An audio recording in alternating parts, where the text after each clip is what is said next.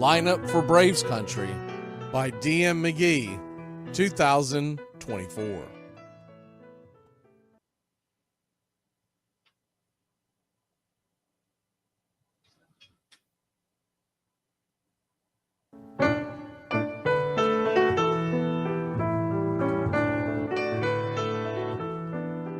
Lineup for Braves Country by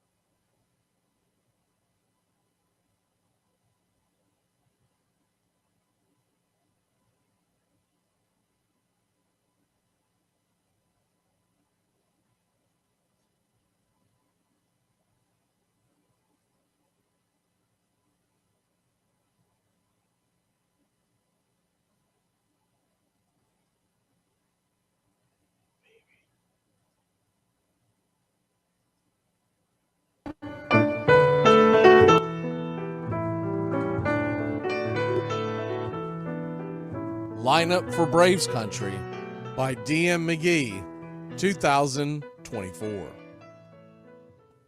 A is for Aaron, the Hammer and Hank, the real home run king. Take that to the bank. B is for Bobby.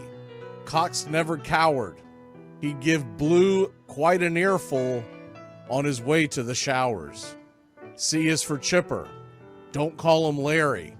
He would show up in Shea, the Mets he would bury. D is for David. Justice he'd bring. A Game 6 solo brought Atlanta their ring. E is for Eddie Matthews. 512 bombs away. Lit skies from Boston to Milwaukee to the A. F is for Fred. McGriff dog-biting crime. A fire was lit the day he arrived. G is for Glavine. Southpaw winds and kicks. Changing speeds east and west. A gem in Game 6.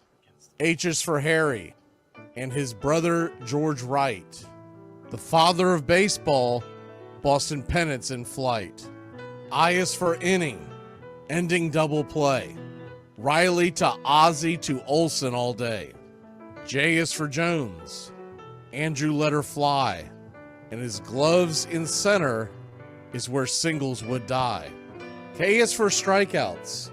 A plenty from Strider. The quads in the stash, getting swings from that slider. L is for Lopez. Javi to B-Mac. Travis and Smurf, we've been lucky to see that. M is for Mad Dog. He won 355. Could swat flies with the changeup and still bust you inside. N is for Necro. He got to the hall by bending and knuckling and floating that ball. O is for Otis. Old Nixon could fly. The catch at the wall baffled our eyes. P's still for Peterson. We were all rockin' pearls. With Eddie and Jorge, we were out of this world. Q is a quandary for why Dale is not in. Murphy MVPs again and again. R is for ranking. The top pitchers lore. Remember Kid Nichols, 107 WAR. S is for Smoltzy. The big three in the hall. When the game's on the line, you give John the ball. T is for Tyler. Matzik and the gift of 2021, the entire night shift. U is for Chavez, but we say Uncle Jesse. The frames, the release, kept the batters guessing. V is Van Weeren. Skip Carey 2. Don Ernie Joe, the tales from the booth. W is Warren. Spawn Johnny Sane. They'd ride him in Boston and then pray for rain. X is Mazzoni. Yeah, X marked the spot. Leo rocked next to Bobby, and his pitchers stayed hot. Why it makes us feel young. The game's main appeal. chopping through the battery, there's no better feel. Z is for zip, boom, bam, ram-a-lam-a, ding-dong. Throughout the summer, we sing that song. From AJ to eyeglasses and a hell of a pen. Mad Max, Uncle Charlie, win after win. A cannon from short, and RC you later. Acuna Matata, there is no one greater. Though you can't fit them all when you just A to Z. Think of your favorites in the rafters we see. I started with 3, then 10, 25, 47, 31, and of course 29. Let's not forget 21, 41, 35, the great 44, or 755, and old number 6, who led his great teams. The pennants were flying. It felt like a dream. From Boston to Milwaukee to Atlanta's TBS, a family, a tradition, Braves Country's the best. Lineup for Braves Country by D.M. McGee, 2024.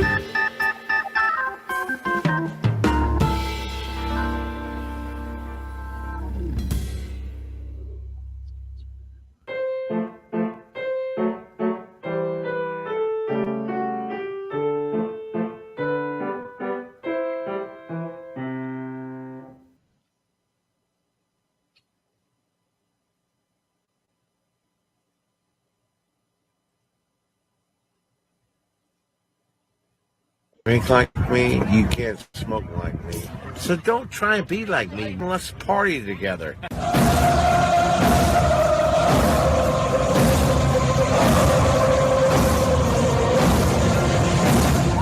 There's something kind of about a kid that's never played baseball.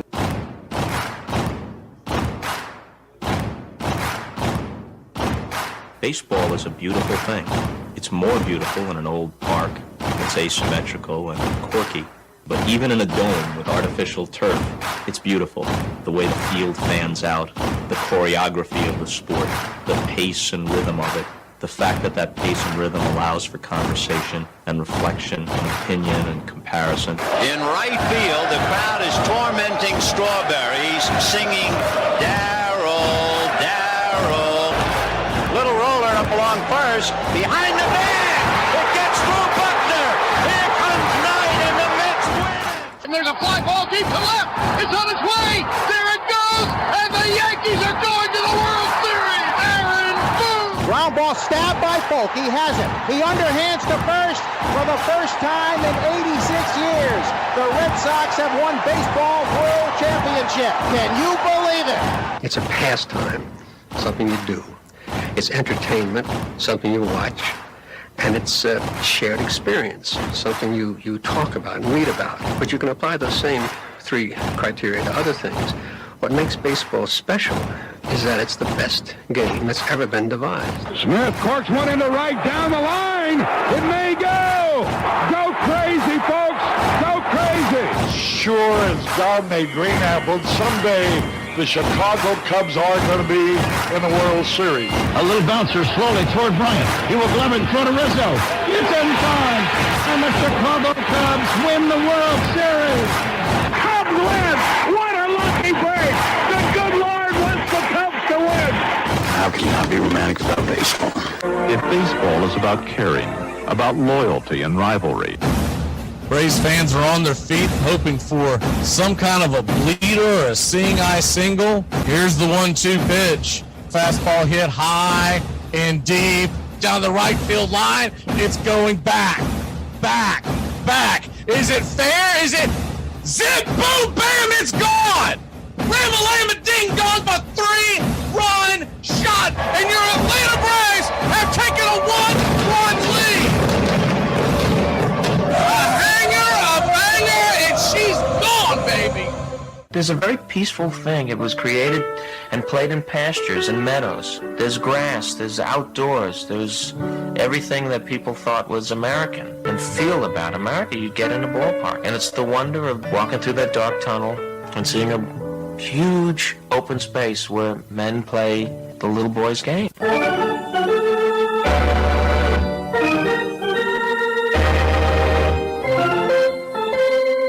I believe in the Church of Baseball. I've tried all the major religions and most of the minor ones. I know things. For instance, there are 108 beads in a Catholic rosary and there are 108 stitches in a baseball. I prefer metaphysics to theology. You see, there's no guilt in baseball, and it's never boring. It's a long season and you gotta trust it. I've tried them all, I really have. And the only church that truly feeds the soul day in, day out is the Church of Baseball.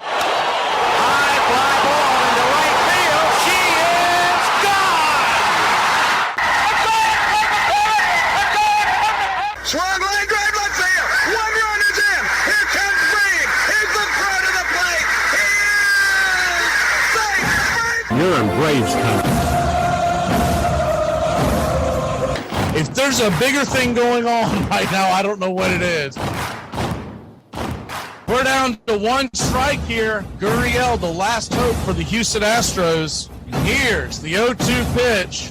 Swung on, bounced over to Dansby. Dansby fires it over to first, and here comes the dog pile. Fire the cannons in the battery. Do the chop. All throughout Braves country, pop that top! Your Atlanta Braves have won it all! Oh, say, can you see by the dawn's early light what so proudly we hailed at the twilight's last gleaming, whose was stripes and bright stars through the perilous fight.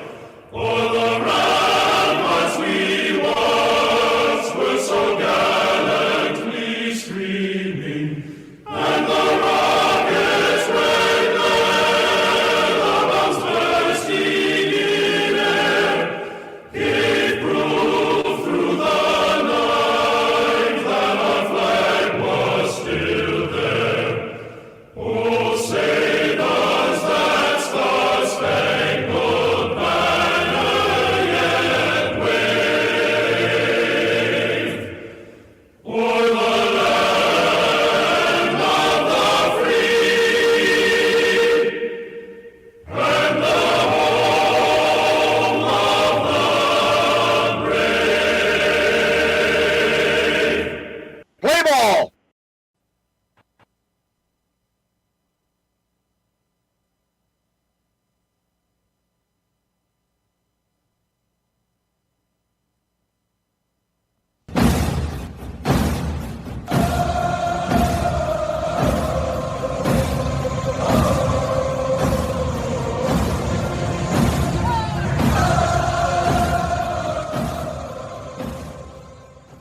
Out of beer?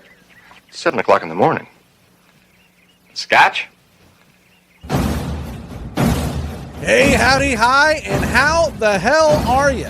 Pull up an armchair, girls and boys, and join us for Braves Country Baseball. You're listening live, and the scene is Citizens Bank in Philadelphia, Pennsylvania, where we're set to bring you pitch by pitch, play by play of your Atlanta Braves. Hi, I'm Mac Magee. Here are your starting lineups for today's action. Leading off and patrolling center field for your Atlanta Braves, it's Michael Harris II. 8 home runs, 30 RBI, 8 stolen bases, batting .245. Batting second, playing right, Jorge Soler. 17 home runs, 52 RBI, 1 stolen base, batting .232. Batting third, the designated hitter, Marcell Ozuna. The Big Zoo has 37 home runs, 98 RBI, and a .307 clip. Batting cleanup, playing first, it's Big Matt Olson. The Ice House has a .234 average with 25 home runs, 77 RBI.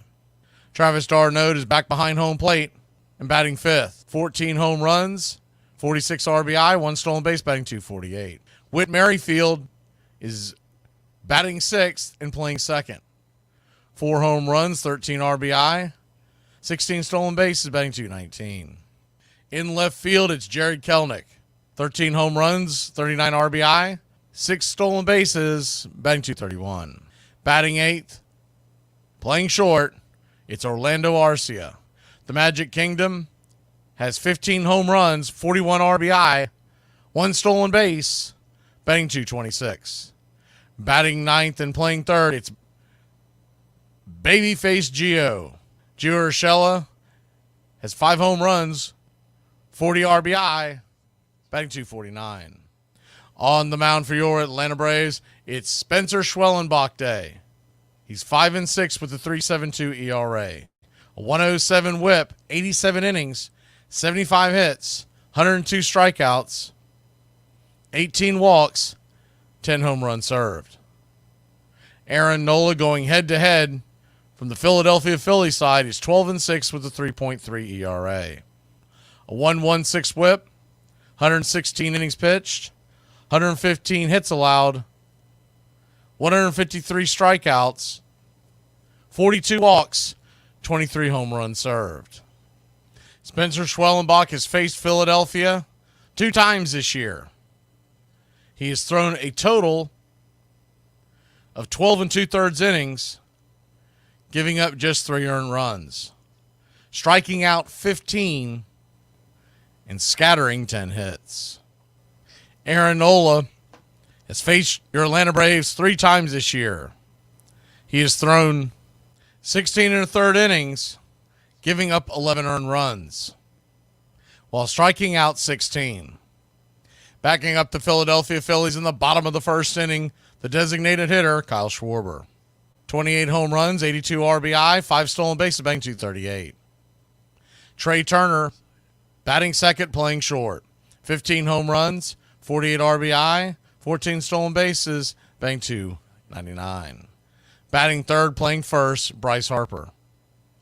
26 home runs and 76 RBI. He's got a .279 clip with 5 stolen bases. Batting cleanup, playing right field, it's Nick Castellanos. 19 home runs, 73 RBI, 5 stolen bases, batting .248. Batting fifth, playing second, Bryce Stott. Stott, 10 home runs, 48 RBI, 28 stolen bases, batting .243. JT Real Muto is behind home plate and batting sixth. 37 RBI, 1 stolen base, batting .262. 11 home runs. Brandon Marsh batting seventh and playing in center field. 14 home runs, 51 RBI, 16 stolen bases, batting .247. Austin Hayes batting eighth, playing left. 4 home runs, 19 RBI, 2 stolen bases, batting .259. And Edwin Sosa is batting ninth and playing third. 7 homers, 29 RBI, 7 stolen bases, batting .269. Calling balls and strikes behind home plate tonight, it's Edwin Moscaso. Your first base ump is Vic Carapasa. Second base manned by Paul Clemens, and down the third base line, it's Adam Harmari. Game time temperatures here in Philadelphia, Pennsylvania at Citizens Bank Park. First pitch, 81 degrees. The wind blowing out to right center field at 7 miles an hour. Your Atlanta Braves come in 12 games over 500. Philadelphia Phillies, 14. Braves are 6 back in the NL East. Atlanta Braves are 38-34 on the road. Philadelphia, 46-25 at home. Philadelphia is minus 130 on the money line. The over-under is 8.5. We'd like to thank all the Country Club members for helping support the channel. Please become a Country Club member today. And if you haven't already, smash that like and subscribe to Braves Country Radio. Well, it's about that time. Grab you a cold one. Find you an armchair. It's Braves Phillies Game 4 of a 4-game set. Your Atlanta Braves are trying to tie this series up and head home after a grueling road trip in Minnesota and Philadelphia. Already secured a winning road trip, looking for more, trying to go 5-2 on the week. Our pick to click tonight is the Big Zoo, Marcell Ozuna. He's batting .238 lifetime against Aaron Nola, 4 home runs and 8 RBI. Give us the Atlanta Braves. Win a tight one. Bit of a pitcher's duel is expected, but the wind is blowing out. Give me Atlanta. Put a few on the board and keep Philly at bay. Atlanta Braves win this one 5-3. Spencer Schwellenbach Day, so we've got that Schwell emoji in the chat. Leave it to Beaver style for you Country Club members. It's time to warm up those chop arms, Country Club members, and Braves Country. Get your game face on. Let's leave Philly with a split.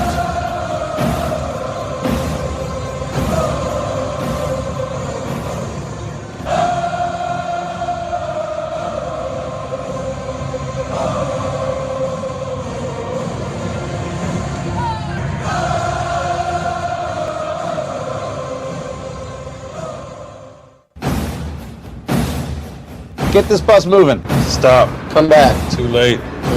Roll call! Yeah, roll call! You're in Braves country.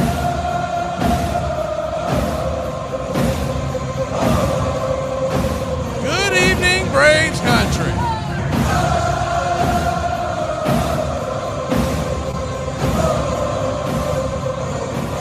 Hope y'all are having a great Labor Day weekend.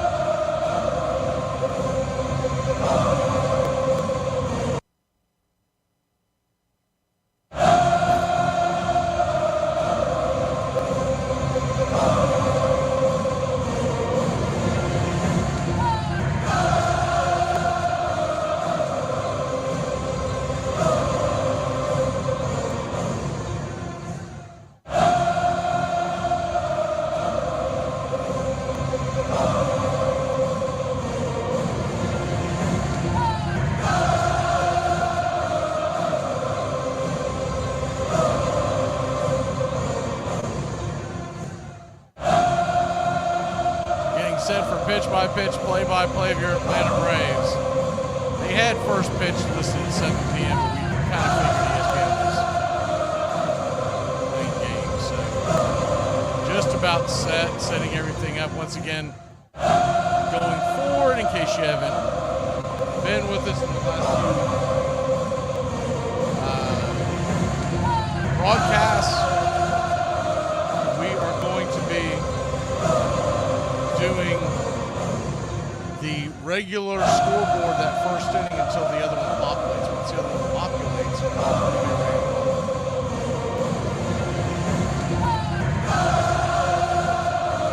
Atlanta Braves are wearing their home grays, top to bottom.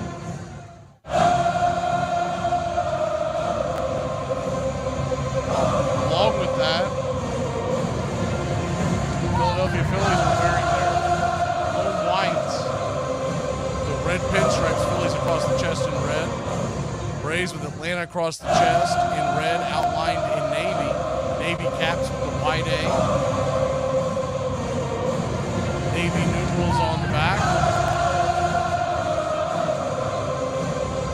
Along with the names on the back. Leading off for us tonight is Michael Harris II.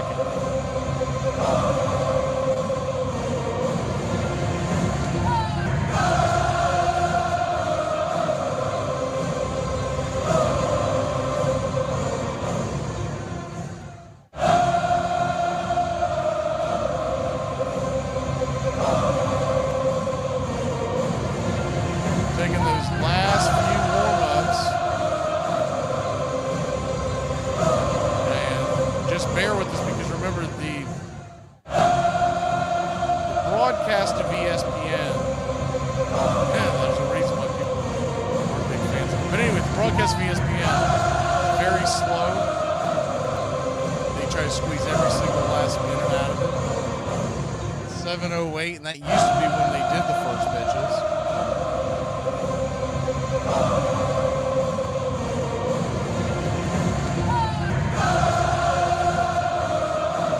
Atlanta Braves trying to tie this series up.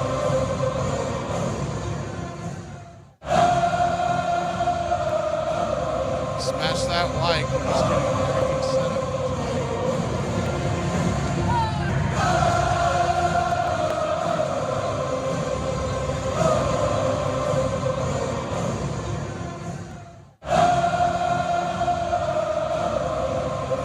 Looks like we're just about set. Philadelphia taking the field.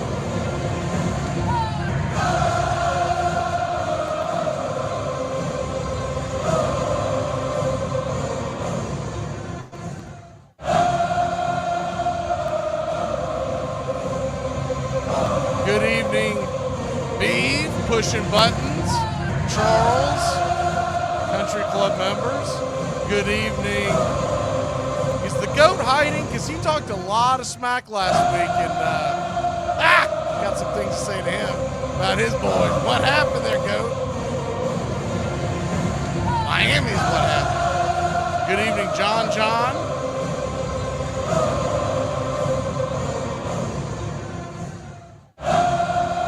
Who else? Gary. Haven't seen Mark yet, but I'm sure he's here. So Gary, good to see you. I already said pushing buttons. If I missed anybody, just jumped into the chat, so I may not have caught all the names. I'm going to try to scroll while we're waiting for first pitch of the Atlanta Braves. We have not done one here on ESPN since we've done the new 3D scoreboard, which will be populating somewhere in the first inning. As soon as we get it going, we'll do it. But we're waiting to see, for whatever reason, they are really dragging.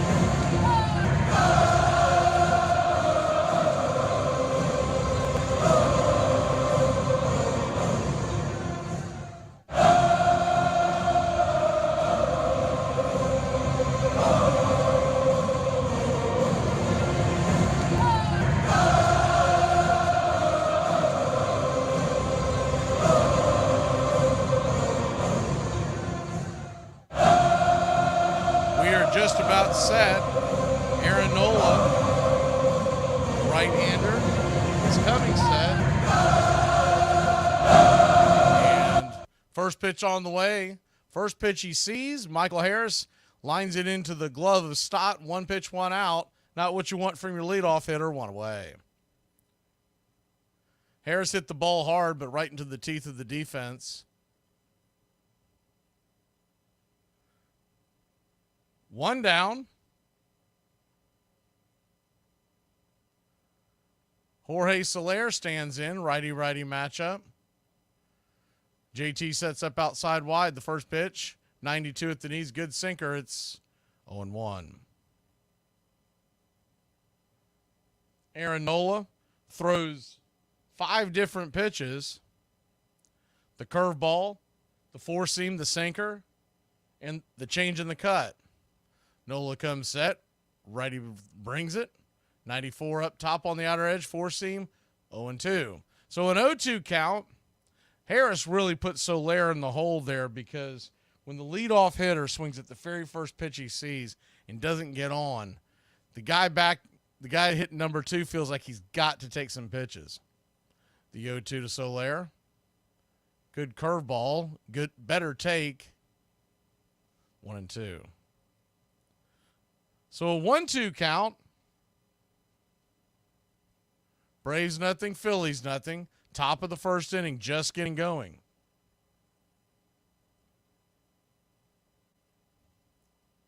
The 1-2 from Nola. Wind is really whipping here tonight. You can see it. The pitch, 93, just missed with the sinker. That was a good pitch. If he would have been rung up, Soler would have been mad, but it was right there. It might have even caught the corner. It's one of those ones with 2 strikes. You really want your guys swinging at it. The 2-2 to Soler. Kicks and brings it. Swing and a miss, strike 3. Blew it right by him. 2 away. 2 down. I see Billy. Taku. Really hope we're pronouncing that right. I've tried every different version. We apologize if we're screwing that up. Taku. Or Taku. Marcelo Ozuna stands in. Both Billy and Taku are Country Club members. First pitch on the way to the Big Zoo. Swung on, pops it up. High down the right field line. Bending. Foul. 0-1. Gave it a ride. That wind is really starting to whip. It's pushing towards the right field corner. It's kind of swirling, but you're seeing it pull in and go out. I mean, it's really a mess. Just kind of keeping an eye on the flags, essentially, each inning. The 0-1 to Marcel. Nola brings it down and away, 1-1. So a 1-1 count. Good to see you, Tree Fitty. The 1-1.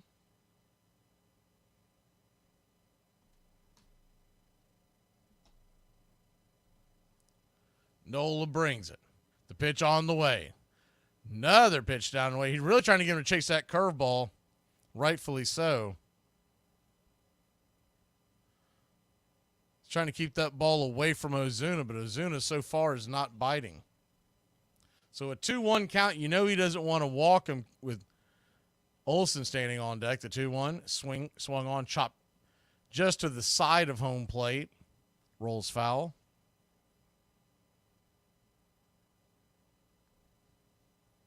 The 2-2.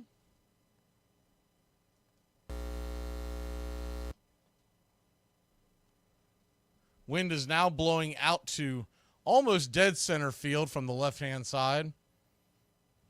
Really starting to pick up. Looks like about 20 miles an hour, 15 to 20. The 2-2. Swing, lifts it high down the left field line, but plenty foul. Will do it again. You do worry about like a pitch like that he just swung at. Is he going to... If you lift it down the left field line, is the wind going to push it back and be just a dead fly ball? The 2-2. Just misses. 3-2. So a 3-2 count.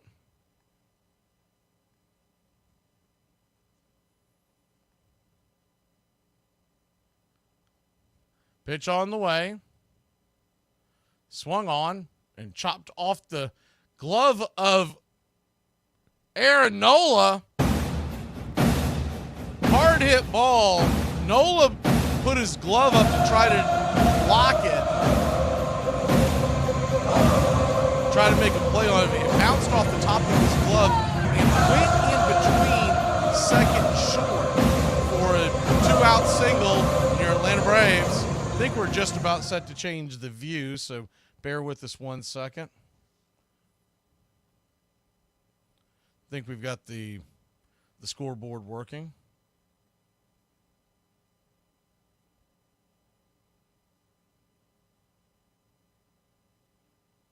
Matt Olson stands in. First pitch right there. First strike. It's 0-1.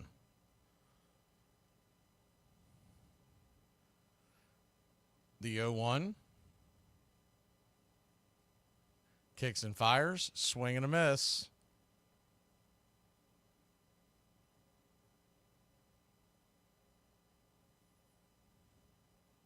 So a 1-1 count.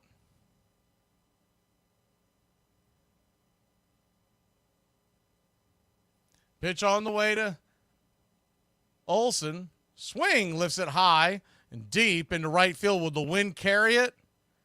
It will not. It'll die at the warning track, and that'll end the inning. Braves put one on, but can't get him across. Phillies grab the bats, and Schwellenbach comes to the bump. We can't Urban Dern your frazzle dazzle. Hey, Braves Country, I'm Mac Magee. Join us for Pitch by Pitch, Play by Play, the classic call of Braves Country Baseball. We're bringing you Atlanta Braves baseball all year long. Jump into our pregame show, Braves Country Today, just before first pitch. Stick around for the postgame show, Braves Country Tonight, where we will open up the phone lines and react to your calls or your comments all year long. That's Braves Country Radio, pitch by pitch, play by play, your home for the classic call of Braves Country Baseball. We're doing random drug testing today. The only one I won't try is crack. What? Does pineapple belong on pizza? Hell no! No. Yes. That That depends on what kind of pizza. If it's pineapple and ham, that's good. But if you're just like trying to throw some pineapple on like a Supreme or something, then you need Jesus. Or how about this? No. Pineapple does go really well on pizza, and that was amazing. That changed the game. Dude, that stuff was awesome. I'm gonna go get some next. I'm gonna go back to Pensacola. You go to Florida too damn much. It's smart. It's a smart line, and a smart crowd will appreciate it. And I'm not going to dumb it down for some bonehead mass audience. Not you. Armchair. What must be the contempt for those who would degrade our great national game and make it a business? When such becomes the case, farewell to baseball. The excitement which is at present attendant on these contests will cease. Then the game itself will gradually but surely die out. Philadelphia City item. Welcome back to Braves Country Baseball. Please smash that like. If you haven't subscribe already. It's free. If you want to help support the channel for just 10 cents a day, $2.99 a month, become a Country Club member, get all kinds of perks. By the way, for those who didn't watch the gambling show, my stupid underdog hit. How about that? Vanderbilt getting the W. What about that? For those who don't follow that, I'll try to explain it later. First pitch on the way to Schwellenbach is swung on by Schwarber. He bangs it over to first. It's 0-1. So we've tried and we've tried and we've tried, but it appears that we are going to be just a touch behind the scoreboard when it's ESPN, because ESPN's not good at stuff. That's the part. That's the short of it. First pitch is a curveball down and away. It's 0-2. So an 0-2 count. Righty, lefty, the pitch, curveball in the dirt, 1-2. Schwellenbach, you'll see 6 different pitches from him. A four-seam, a slider, a curve, a cutter, a split, and a sinker. He's added 2 of those pitches since he's come aboard this year to the major leagues. The 1-2, 4-seam way outside, wide, 2-2. Only thing that concerns you when Travis d'Arnaud is behind the plate with Schwellenbach is that Travis likes to nibble, and with the rookie is the 2-2 way outside, wide, 3-2. That could get his pitch count up. But they've had pretty good rapport with each other. You just worry about that. Schwarber's going to call a timeout.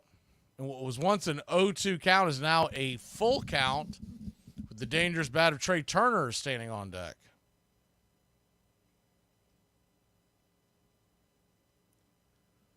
The 4-seam fastball on the way. Bang back foul. Do it again. So a 3-2 count. Swung on, and that ball is belted down the right field line. It's going to be fair.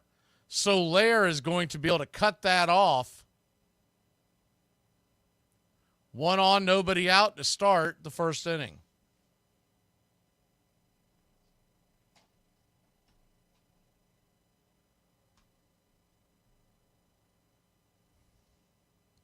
Good hard hit ball. Got a little bit too much of the plate. When a veteran like that, or Schwarber, sees that many pitches, it's going to be a problem. The first pitch on the way to Turner is swung on, rifled into center. Good sliding catch by Michael the Hawk Harris. What a play, 1 away. 75% of the earth is covered by water, the rest by the Hawk in Braves country. 106 miles an hour off the bat. I mean, he smoked that thing, and it was a dying, almost had like 2-seam action coming off his bat. Good defensive play by Harris. Can't overstate that enough. Man, what a play. Him and RC are just really fun to watch play this thing called defense. 1 on, 1 out. Bryce Harper takes a hack at the first pitch, 96 miles an hour, right down the pipe. It's 0-1.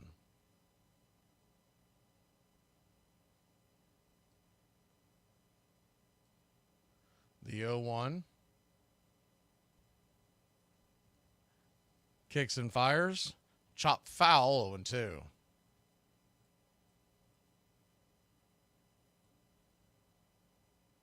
So an 0-2 count.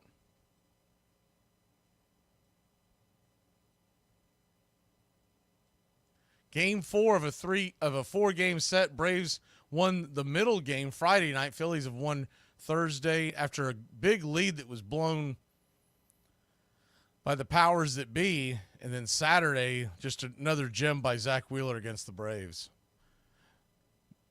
The 0-2 in the dirt, 1-2.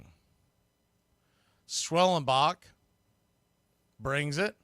Chop foul once again down the first base side. I think we found another feed that's going to keep it pretty close pitch by pitch. They might be a touch in front of us, but it's not as bad as the other one. So 1-2.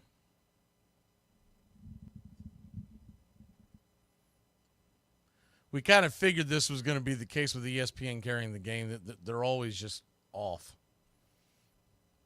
The 1-2 from Schwell brings it, slices it, foul once again, 96 miles an hour.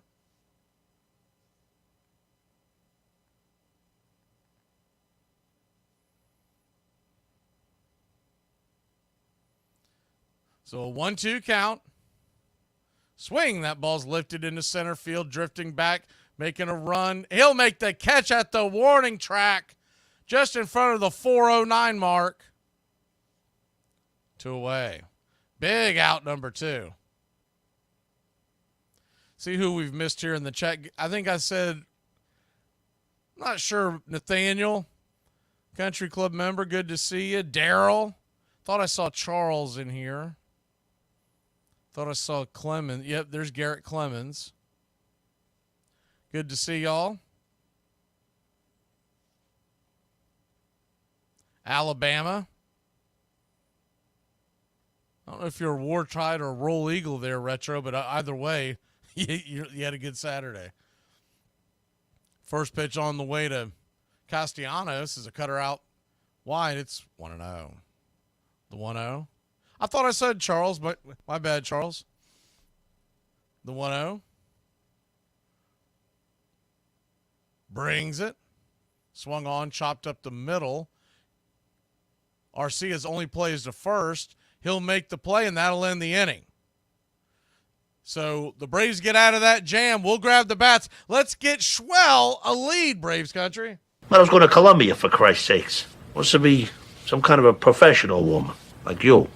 A psychiatrist? And I have to listen to guys like me whine all day.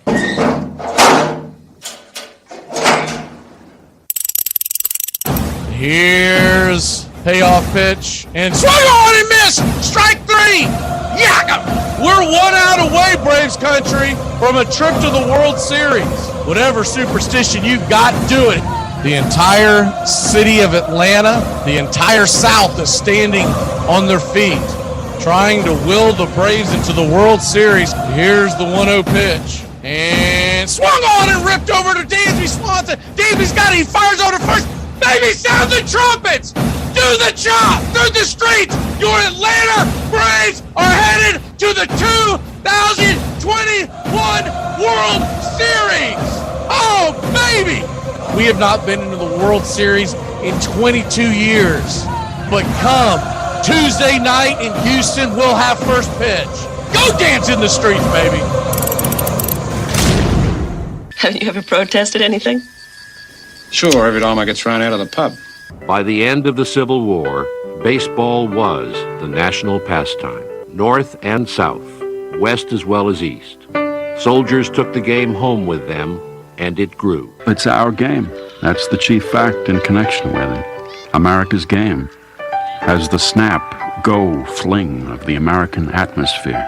It belongs as much to our institutions, fits into them as significantly as our Constitution's laws, is just as important in the sum total of our historic life.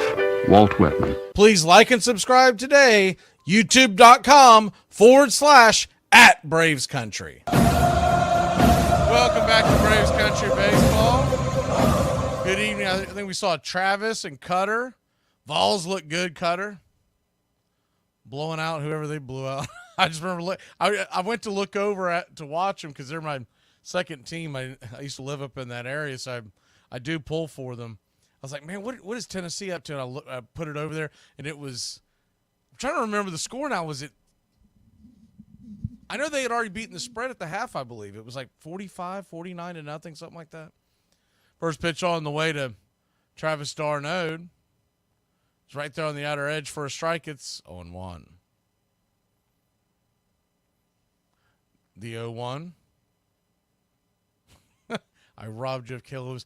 Man, I've got a funny story to tell you all about the damn draft in Tennessee. This one's been 21 years. First pitch the next pitch on the way to d'Arnaud. Misses 1-1. So a 1-1 count. Swing, fouls it back. 93 miles an hour. 1-2.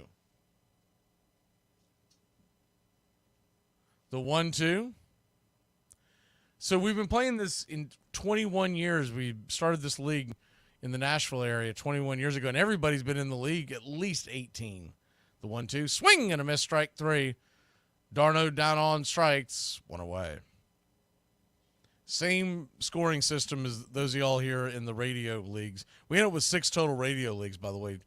2 for specifically the YouTube channel, and then we put together 4 more nationwide. So anyone who's listening on external radio, jump on into the YouTube chat, and always good to hear you and see you. But anyways, first pitch to Merrifield is 93, just outside wide, 1-0. This guy knows the rules. Hell, he's been co-commissioner since the very beginning. He knows the rules, and it wasn't cued because if it was cued, it would be even stranger. But anyways, the 1-0, swing and a miss, 1-1. He is the number 8 pick in a 10-man league And he goes with the Cleveland defense. The 1-1, swing and a miss over the top 1-2. To top it off, not only does he go with the Cleveland defense in the first round, as Merrifield steps out with the 1-2 count, he backs that up with the Baltimore defense in the second round. So a 1-2 to Merrifield, check swing, strike him out, 2 away. He blew a fastball up top, and I don't know what Merrifield was doing, but it was kind of one of those swings where he couldn't tell if he could make up his mind, and by the time he did, he'd swung through it, and it was too late. So 2 down. Kid Kelnick will come to the plate. He goes to the bottom of the third round with the 8th pick in the third round. He picks the Dallas Cowboy defense. First pitch on the way, 94 miles right down the pipe. It's 0-1. And everyone's like in the chat and everything, talking to him. What the hell are you doing? He goes back up in the fourth round. I don't remember what the fourth defense was, but he grabs a fourth defense. The 0-1. Up top, misses high, 1-1. So now we're like, what in the heck is he doing? He ends up drafting a normal team the rest of the way. But he goes quarterback with the first pick that wasn't a defense. It's just the strangest strategy. I'm checking the settings during the draft. Is the 1-1. Swung on, chopped foul, 1-2. I'm thinking I accidentally fat-fingered something, right? That there's some huge advantage to having. I'm like, are there 4 defenses? Do we change the... No, it's the same exact scoring system as all the other leagues. So it's the damnedest thing. Of course, you can imagine that chat's been going since that draft, and everyone's just giving them the business. But he's taking it in stride. He's laughing. He said something. I don't know. The 1-2, down and away, 2-2. The guy's always done well in the league, so I was thinking he was on to something. So I'm sending emojis like collusion. There's something's going on. I don't know what's going on, but I don't trust it. And the guy's a hell of a poker player too. So I was always like, man, something's going on here. I can't figure it out. The 2-2 swing pops it up high in the sky. It'll be an out in left field, but at least it won't be a strikeout. Nola is cruising through 2. Philadelphia comes to the plate, bottom of the second. Are you high? Am I what? High. Hello? Here is 10 signs that you were raised by an Irish person. Number 1, you have a very colourful vocabulary. Every now and again you'll throw in an owl, this and that, but that's okay. Number 2, you have a very staple diet that kind of consists of a lot of potatoes. Number 3, you have a belief that flat 7-Up in the microwave heated can cure any illness. Any at all. Number 4, St. Patrick's Day is a big deal and you'll be dragged down to the parade for the crack. Number 5, never worry about anything because there's always someone to light a candle for you. Number 6, they always have your back, especially in front of other people, but when you are home, you're in for it. Number 7, tea is the solution to all problems. Broke up with your boyfriend? Cup of tea. Failed your exams? Cup of tea. Number 8, there is only one type of crisp. End of. Number 9, the wooden spoon. Say no more. And number 10, the obsession with the heat. Is that heat been on? All day? Armchair. Does this shade of red make me look like a clown? No. It makes you look like a prostitute who caters exclusively to clowns. I got some advice. Everybody just shut up. Just mind your business and do you. And shut up. That's it. The world will be better. Shut up! Look, will happily pay 75 cents to $1.50 to go to the theater. And numbers prefer baseball to theatricals. We must make the games worth witnessing, and there will be no fault found with the price. A good game is worth 50 cents. A poor one is dear at 25. Harry Wright. You're listening to Braves Country Radio, your home for the classic call of Braves Country Baseball.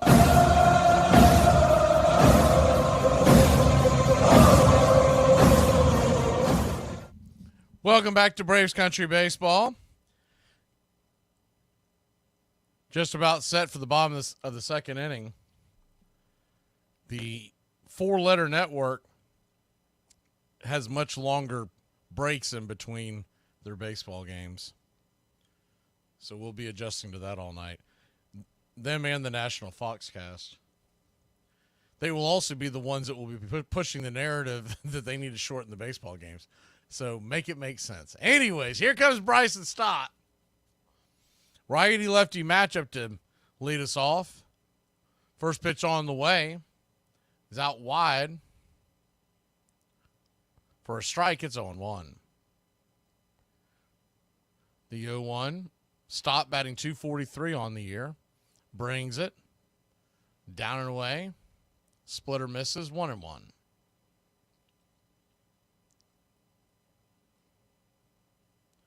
1-1 count.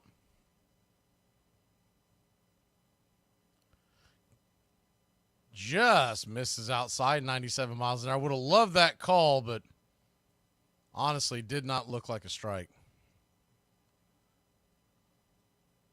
The 2-1. 97 at the knees. Good pitch, 2-2. Standing on deck is JT Realmuto. Brandon Marsh in the hole. The 2-2. Splitter misses. 3-2. So another full count.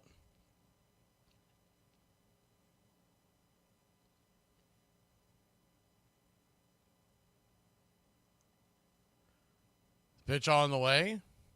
Swung on. Popped back foul. 97 miles an hour.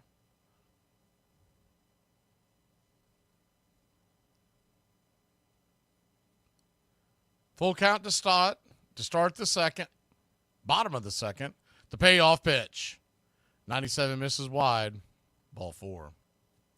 So once again, pitch count getting up there. 23 pitches, and we have no outs here in the second.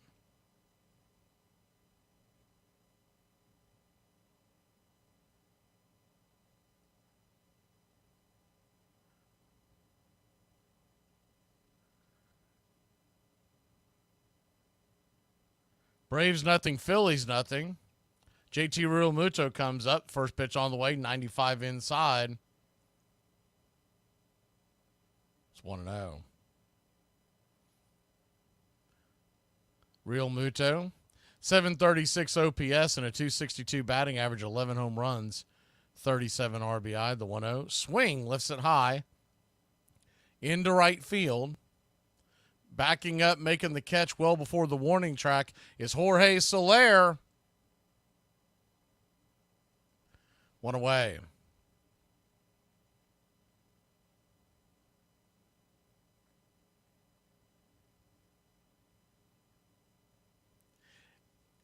Yeah, John, the thing about that strategy is it's odd. Like, I feel like he's doing something, but there's no gain to it. Now he's trying to trade his defenses, and I screenshotted a sarcastic one where I took my worst defense to trade to him, giving him 5 and taking his best player. And of course, that brought the chat down. The 0-1. Slice foul, 0-2. So an 0-2 count. He has made comments before that he believes that, defenses are very important in our league, and they are more important than most leagues, but not to that extent. The 0-2. Misses high, 97 miles an hour, 1-2. At the most you would do is you would grab one around the 4th round. That would catch everyone by surprise. You could grab one in the 6th or 7th. If that was your strategy, you could really make a run on them, but you could get much better team before you did it. But at the same token, he wasn't getting auto-drafted because the computer would never do such a thing.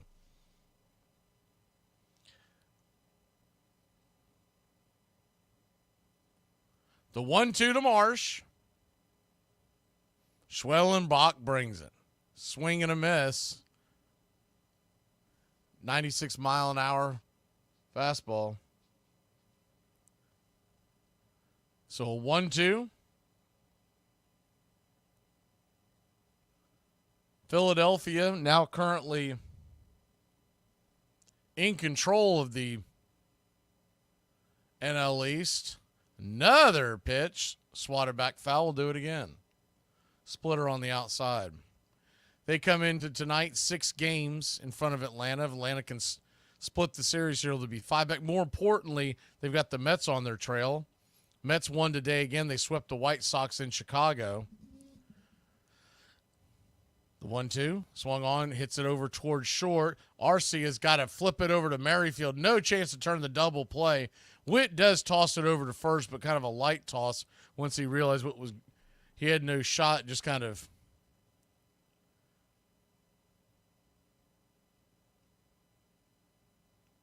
excuse me, that was Gio that cut that off.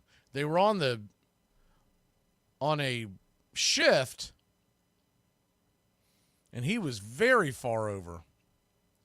So 2 down, but they did keep the go-ahead runner out of scoring position.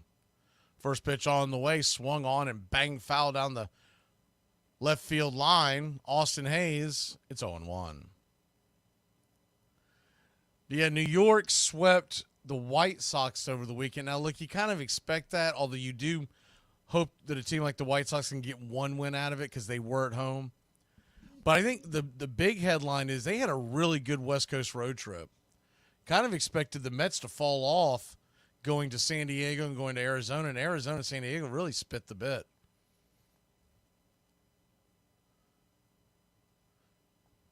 Pitch on the way to Hayes. The 0-1 was in the dirt. It's now 1-1. The 1-1 count. Kicks and brings it. Chops it foul. It's 1-2.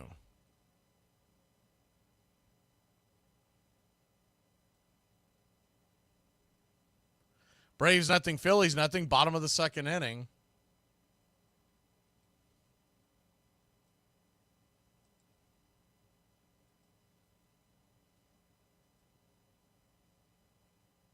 The 1-2, 87-mile-an-hour slider just missed outside. Good take by Hayes. You want to get Hayes here. Sosa standing on deck. Not a great hitter, but he did bang one out this weekend. He's the type of hitter that just goes for it. Pitch on the way, swung on. That ball's belted high, but the wind's going to knock that thing down. Just like the hopes of the GOAT's favorite college football team. We'll be back in a flash here on Braves Country. Whoever got a blue Honda at Walmart, your kids smoking your roaches out your ashtray. You can't even call in now to the Clemson head coaches show because Dabo Sweeney's no longer taking calls on his coaches show from anyone, from fans. That's how soft these guys are now. Was it Tyler in Spartanburg was the caller last year? Yeah. Was that our guy who called in to criticize Dabo Sweeney? So now they're going to ban phone calls? The righteous Dabo Sweeney is not even going to take calls from fans. This is so analog of Dabo Sweeney that it's perfect. Like in a digital world, in a high-speed age, milquetoast analog move is to ban callers from your coach's call-in show. This is going to be the longest hour ever. With your local sponsors and everyone else. I'm thinking, goodness gracious. First off, I go back to what I just said about Deion Sanders. What would Dabo Sweeney sit there and say? He'd huff and puff. His face would get all red. He'd be wearing that orange Clemson sweatshirt. He'd throw his daggum hat in the ground if some player came up to him and said, Coach, they're being too mean to me over there. I don't know what to do. They're yelling at me. They're talking trash about me. They're saying I'm not a good linebacker. I think I need to sit out the next couple series and figure it out. Dabo Sweeney would go nuts. His face would turn purple. It'd almost explode with old school cliches back at that linebacker for doing that. And now Tyler in Spartanburg has him shook. I'm Greg Maddox. My brother was a big part of it. Used to hang out with his friends. We'd play pickup games. We'd throw the bat and do the thing about who'd be captain. And, here we are at 15, he's at 10, and he's playing with us. And I'd get first pick, and I said, I'll take Greg. And they go, why you want to take him? I said, he's the best player out here. You kidding me? My sophomore year in high school, right after the basketball season, we had our last game on Friday. One of my teammates goes, baseball tryouts are Monday. Are you going to try out? And it was kind of like, sure, why not?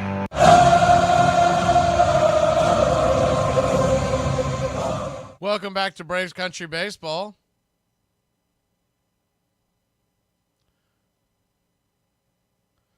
Atlanta Braves.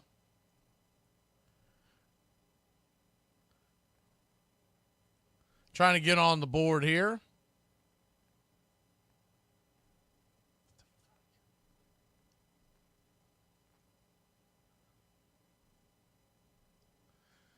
Aaron Nola goes back to work. The first pitch on the way to Orlando Arcia.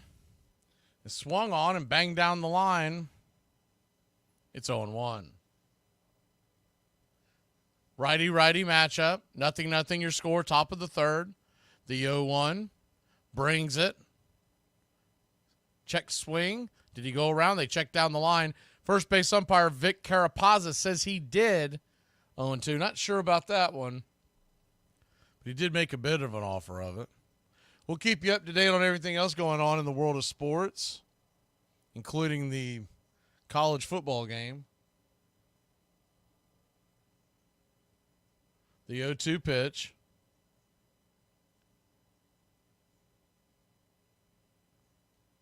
So a 1-2 count.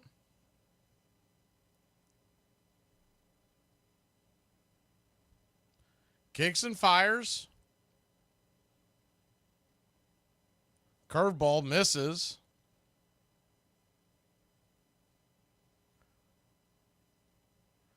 The 2-2. 33 pitches into the night for Aaron Nola, by the way.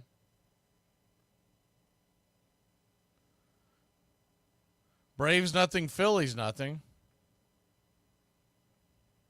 The 2-2. Swing and a miss, strike three. Hot cheese up top, one away.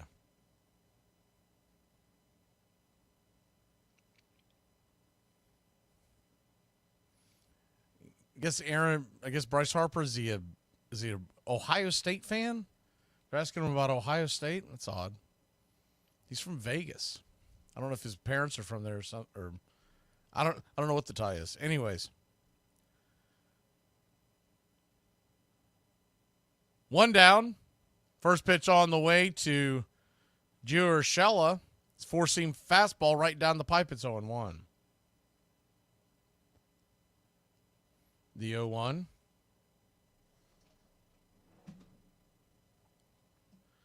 Nola kicks and fires. 94 just misses, I guess. 1-1. So a 1-1 count.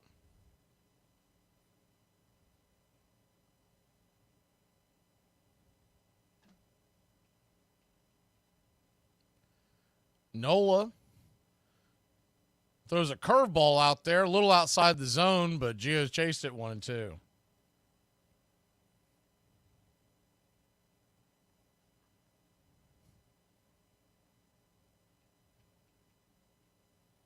The 1-2.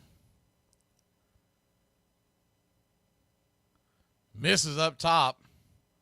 2-2. Standing on deck, the top of the order, Michael Harris II.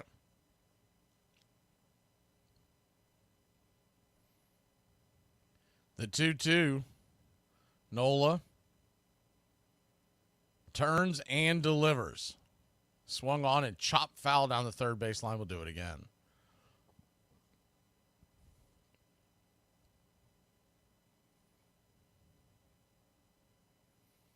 John says Harper's probably just a bandwagon fan.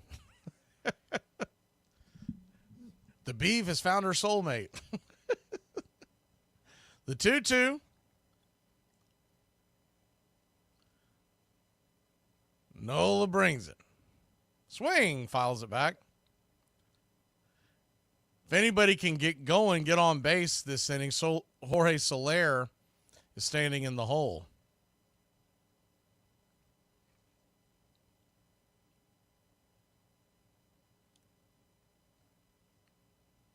Nola, he's working really slow compared to the other pitchers. The 2-2.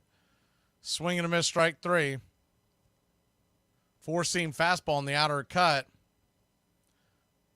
Fifth strikeout tonight. 2 away.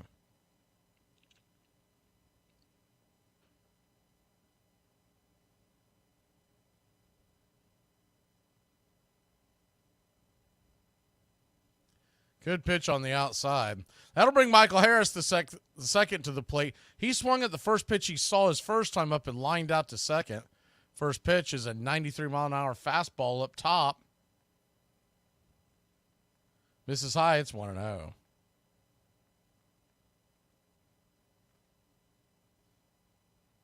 The 1-0.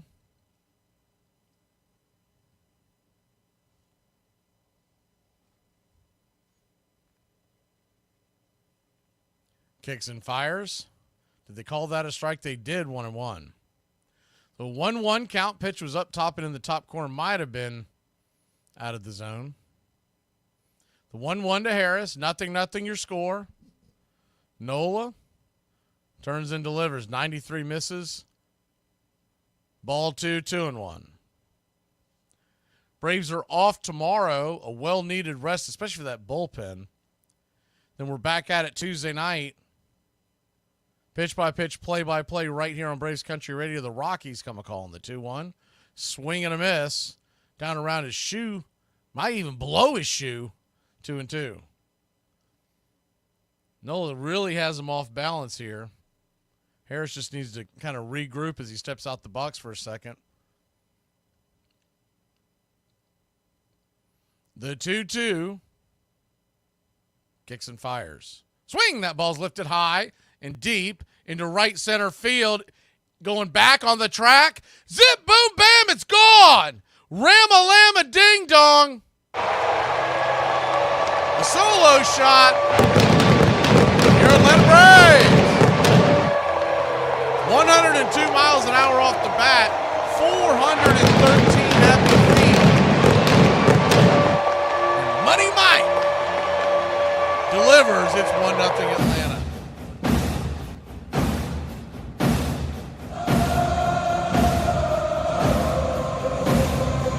That was a hanging curveball that Nolan knew it the moment he made contact. He was trying to get him to swing below the zone like he did for the second strike as the first pitch on the way from Soler is sliced over towards first. Should be an easy play by Harper. He will flip it over to Nola covering the bag, and that'll end the inning. But not for your Atlanta Braves. Take a 1-0 lead. We head to the bottom of the third.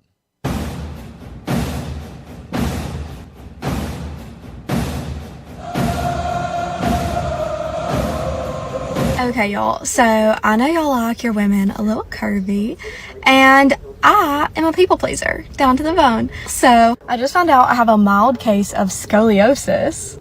So yeah, I just want to let you guys know that I truly do everything in my power to make y'all happy. Ireland has been ranked as one of the top 10 most miserable countries in the world. We've been trying our best, and it's great to see our work being recognised. It's not so much that we're all miserable, it's just that being happy in Ireland is considered very rude. It's not like in America, oh, how was your day? Oh, my day is going great. Unacceptably selfish thing to say. If you're having a good day, keep it to yourself. I've enough on my plate without worrying about how great everything is going for you. If you're having a conversation in Ireland, your goal is to find something you can both complain about as quick as possible. Also, if somebody compliments you, you have to ruin it. Your t-shirt is lovely. Where did you get it? Oh, it was really cheap and I'm very fat looking in it. It doesn't matter. I never worry about my guy cheating on me. Like, it's truly, it doesn't even cross my mind. But I do believe that he gets upset with me and turns the hot water heater down. And I'm not sure which betrayal is worse, because if you've ever tried to shave your legs with goosebumps, you completely understand where I'm coming from. I think I'd just rather have him cheat on me. These pickup games he played as a kid in Las Vegas on Sunday mornings. They would meet at a field. There was an old scout there called Ralph Madar. I drugged my brother along one time. He started throwing, and Ralph said, wow. Ralph said that movement and location is more important than velocity. He was teaching me how to pitch in the big leagues. He wasn't teaching me how to pitch in high school. He was teaching me how to pitch beyond that. And so he learned early on that moving the baseball was more important than throwing it hard. Braves Country Radio, your home for the classic call of Braves Country Baseball.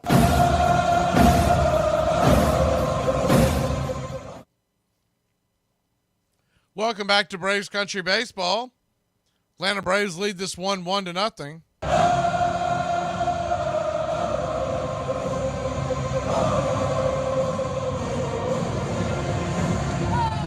First pitch on the way from Schwellenbach. Right there at the knees for a strike. It's 0-1. The 0-1. 92-mile-an-hour cutter. Misses 1-1. Schwellenbach, 38 pitches. We're just starting the third. That's not good. The 1-1 from Schwell. Swinging and a miss. 92 on the outer cut. 1-2 to Sosa. Standing on deck is the top of the order. Schwarber and then Turner. With that being said, the Braves do have the off day tomorrow. Back of their bullpen is really well rested as the 1-2. Swing and a miss, strike 3. 1 away. So if Schwellenbach can't go deep in this game because of the nibbling we saw earlier, you do have the ability to just dump out the back of your bullpen because you got the off day tomorrow. And most of their guys really didn't get a lot of work the last few days just because of the way the game's played out. Thursday, they were hesitant to go to the big dogs. It's the first one to Schwellenbach is outside wide. It's 1-0. Friday is the 1-0. Swung on, pops it up. High in the sky. Can of corn. Who wants it? Gio Urshela catches it just before the outfield grass. 2 down. And then when you look at Saturday's game, Max Fried, though he gave up the 3 and the Braves lost 3-0, they really didn't blow up the bullpen. And with the off day on Monday, I mean, they should be set up if they've got a lead or if it's close, 5th, 6th, 7th inning, what have you. There's not going to be an excuse to not use the back end of that bullpen. First pitch on the way is 97 right down the pipe for a strike. It's 0-1. The 0-1. Kicks and fires. Swing and a miss up top. 0-2. So an 0-2 count. Braves 1, Phillies nothing. 2 down, bottom of the third. Swing and a miss, strike 3. Blew it right by him. I have been saying that for 2 weeks now. More of these batters get caught flat-footed when you throw heat with 2 strikes. We'll be back in a flash here on Braves Country. My parents couldn't just raise me to be a dainty little princess who gets spoiled by their man. No, they made me the man. And now here I am spending my Sunday looking for a bar oil for my chainsaw. Most women probably don't even know what bar oil is. God, Fred. Everyone has their opinion when it comes to unbreakable records, but Hack Wilson's 191 RBIs in 1930, in my opinion, will never be broken. Let's not forget, in 1930 they played 8 less games than they do now. He batted cleanup. The 3 spots in front of him in the lineup had 120 doubles and 44 triples that season. 2 of the 3 had non-base percentage over 400. Plain and simple, there was a lot of ducks on the pond when he came to the plate. Hack didn't get off to a strong start. In his first 18 games of the season, he only drove in 11 runs. Although he had 56 home runs that season, none of them were grand slams. Even if you take away all of the times he scored when he hit a home run, he would still have 135 RBIs. In August alone, he had 53 RBIs. Not only did he lead the league in RBIs, he also led the league in walks. He almost had as many RBIs as he had hits. He finished the season with 208 hits, which was only 17 more than his RBI total. What do you think? Will anyone ever break this record, or do you think it's unbreakable? I knew absolutely nothing about baseball. Nothing. And people would talk like, oh yeah, he's really good. I didn't know what that meant. Originally, my best friend liked Greg and pointed him out to me. And I'm like, oh, well, that kid's pretty skinny. I can remember my first thought. We met at a party. I was hungry. She was really good looking. And so I asked her to go eat. We had our first date at a Mexican place. He says he doesn't remember ordering a hamburger, but I know he for sure did. Yeah, started kind of going to some of his games and just kind of grew from there. I knew at that time, little brother was like really good. And all of a sudden it was like, you quit playing the other sports and just focus on baseball and chasing a dream. 84 draft came around and the Cubs were drafting like 3rd.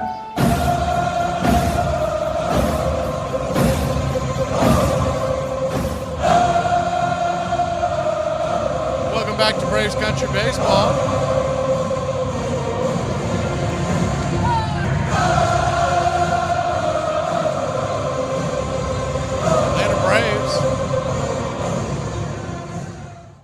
lead this 1-0 after Money Mike went payday, the solo shot. First pitch on the way to Ozuna to lead us off here, the top of the fourth. Is just on the outer edge for a strike. It's 0-1. Ozuna does not like that call. It looked like a wide strike. Hasn't been given a lot of those. And the thing about Moscaso, looked up his numbers before the game like I always do. One thing that jumped out at me is the 0-1. Misses high, 1-1. The calls that he's blowing, and he's still about 94, 95, 96% on most of his calls this year. So not a terrible number. It sounds great, but that it does add up to a lot of pitches that you miss. But the biggest thing that you see with him is the 1-1. Down and away, 2-1. He tends to call a very tight zone. So it's a little shocking when you see him make a call like that where the ball may have touched the edge, because he seems to have a much smaller strike zone, especially on the edges. The sinker on the way got swatted back foul, 2-2. And I went back and I was like, why does it stick out to me? So I went back and I found the card from September of last year, and I remember this game. I was blood coming out of my ears, and I was like insanely mad because he was blowing pitch after pitch after pitch, and it was towards the Braves' direction. 95-mile-an-hour fastball, swing and a miss, one away. Ozuna does have 4 home runs lifetime against Nola, a .238 average. Matt Olson coming to the plate. He has a .236 average, and he has 2 home runs against Nola. Darnode in the lineup also has 2 home runs, but a very low 163 clip. First pitch on the way to Olson. Down and away for a ball. It's 1-0. Nola. His 54th pitch of the night. 94 misses high. 2-0.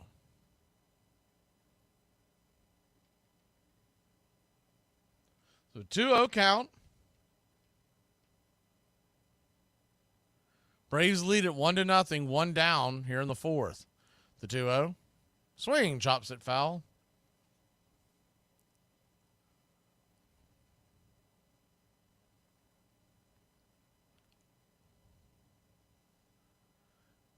Yeah, evidently, I don't know what was said, but I got a message sent to me about the Bryce Harper interview. I don't know it word for word, but what he said was the 2-1. Swung on, slice foul. 2-2. So I'll give you the headlines. A, he said that the NHL is kind of meh. So, he's going to tick off a lot of fans that way. The other thing that he did, other than evidently I guess he's an Ohio State fan, the 2-2. Misses high, 3-2. He praised Kirby Smart. Was talking about that's kind of like playing the hits there. And he said the third best coach in college football was Lane Kiffin. So a full count to Olson after the pitch misses high. 1 down. I think the Kiffin thing's going to be the one that jumps out at everybody. The payoff pitch from Nola. Up top, misses high, ball 4. So he'll head on down to first. 1 on, 1 out. Braves trying to get something going here. If you missed the news from earlier today, about the time you were waking up this morning, they did it quickly. Normally the Braves wait until middle of the afternoon or whatnot, but they did this, what was it, 7 o'clock this morning, I think, or maybe 9 o'clock, 9 o'clock this morning.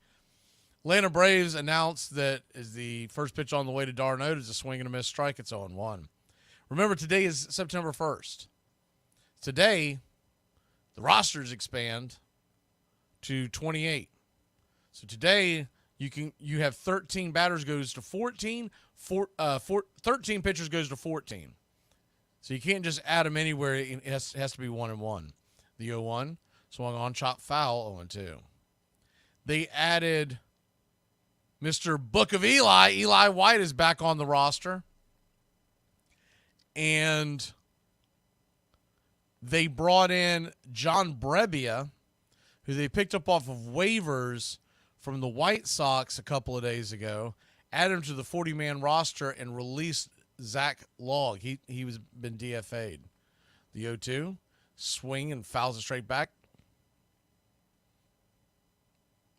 So an 0-2 count, so there you have it. So we added Brebbia and we added Eli. Just to let you know, this will be a fluctuating thing. With the new system, you don't anymore have the 40-man roster like you did in I guess it was pre-pandemic. Is the 0-2 down and away? 1 and 2. It might have just been changed when I think it might have changed at the last CBA. But anyways, we're somewhere in that neighborhood. You have a 40-man, it essentially turns into a taxi squad. And every day you declare your active roster 28 players. 14 batters, 14 pitchers. Things like Shohei Ohtani can be manipulated, but you get the gist. But what that means bullpen-wise, especially with the being September 1st and the day off tomorrow, is the 1-2 misses outside wide 2-2. It means that bullpen-wise and starting pitching-wise, you can make some moves, and you don't have to worry about sending a guy down, DFAing him, waiting for an IL. You don't have to do any of that nonsense. You can just move your team how you want it. The 2-2, 93 outside wide, 3-2. So a full count to Darnode. Maddie's standing on first, 1 away. Starting to push that pitch count up on Nola, which you like. Now, John Brebbia that we brought up, you're not going to be excited about him. He had an ERA over 6. The payoff pitch. Swing. That ball's lifted into right center field. That's going to get down where the green grass grows. Here comes Olsen flying around second, heading to third, and we've got runners on the corners, 1 out. And the bat of Whit Merrifield coming to the plate.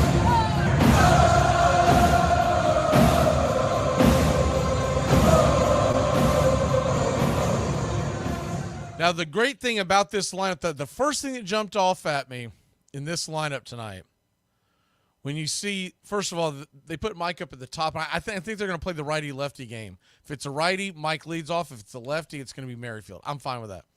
What I like even more is having them bat 6, is you break up what I call the tortoises of the lineup. So the two guys you're not missing anything. They're going up and talking to Nola real quick mound visit. But what you have now with Olsen at third and Darnode at second, yes, you are still in line for the double play, but it becomes much more difficult because Merrifield is the batter. And you're going to have to turn it really quickly because Merrifield can fly. Same thing when we faced a lefty and you flip-flop Mike and Witt, Mike's going to be hard to double up. So I love the idea of that. And then you put Arcia down below them because I hated that clog. When you have 3 batters that are slow in the lineup, slow running, it usually winds up into double plays. First pitch on the way from Nola. He goes with the curveball right there at the knees to Merrifield. It's 0-1. I'm sure they talked about trying to turn a double play and how they wanted to pitch him. On deck is Arcia. I'm sorry, is Kelnick. Arcia in the hole. The 0-1. Outside wide. 1-1. 1-1 count.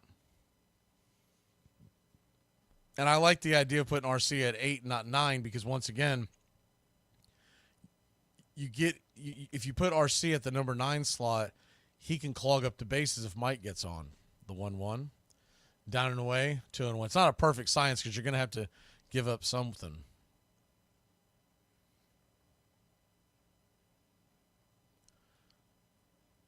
Two 2-1 count. Runners at the corners, 1 out. Nola about to throw his 69th pitch of the night. Brings it. Good curveball. Merrifield spins around. He's going to take his time out real quick, step out of the box. But every game, I'm sure we'll be updating you with the roster move. It'll be a reliever normally. But what this opens up, big picture, Braves country, Ian Anderson has been pitching really well. He is on that 40-man roster. As the pitch outside and high and outside makes it a full count.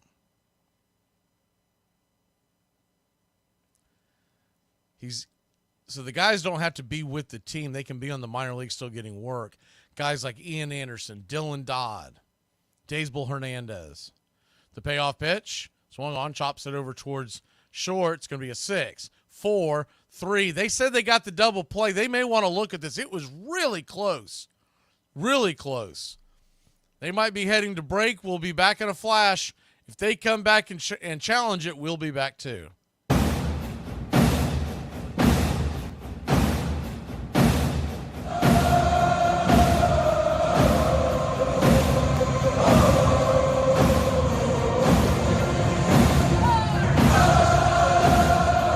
If you ain't at Chick-fil-A, then where you at?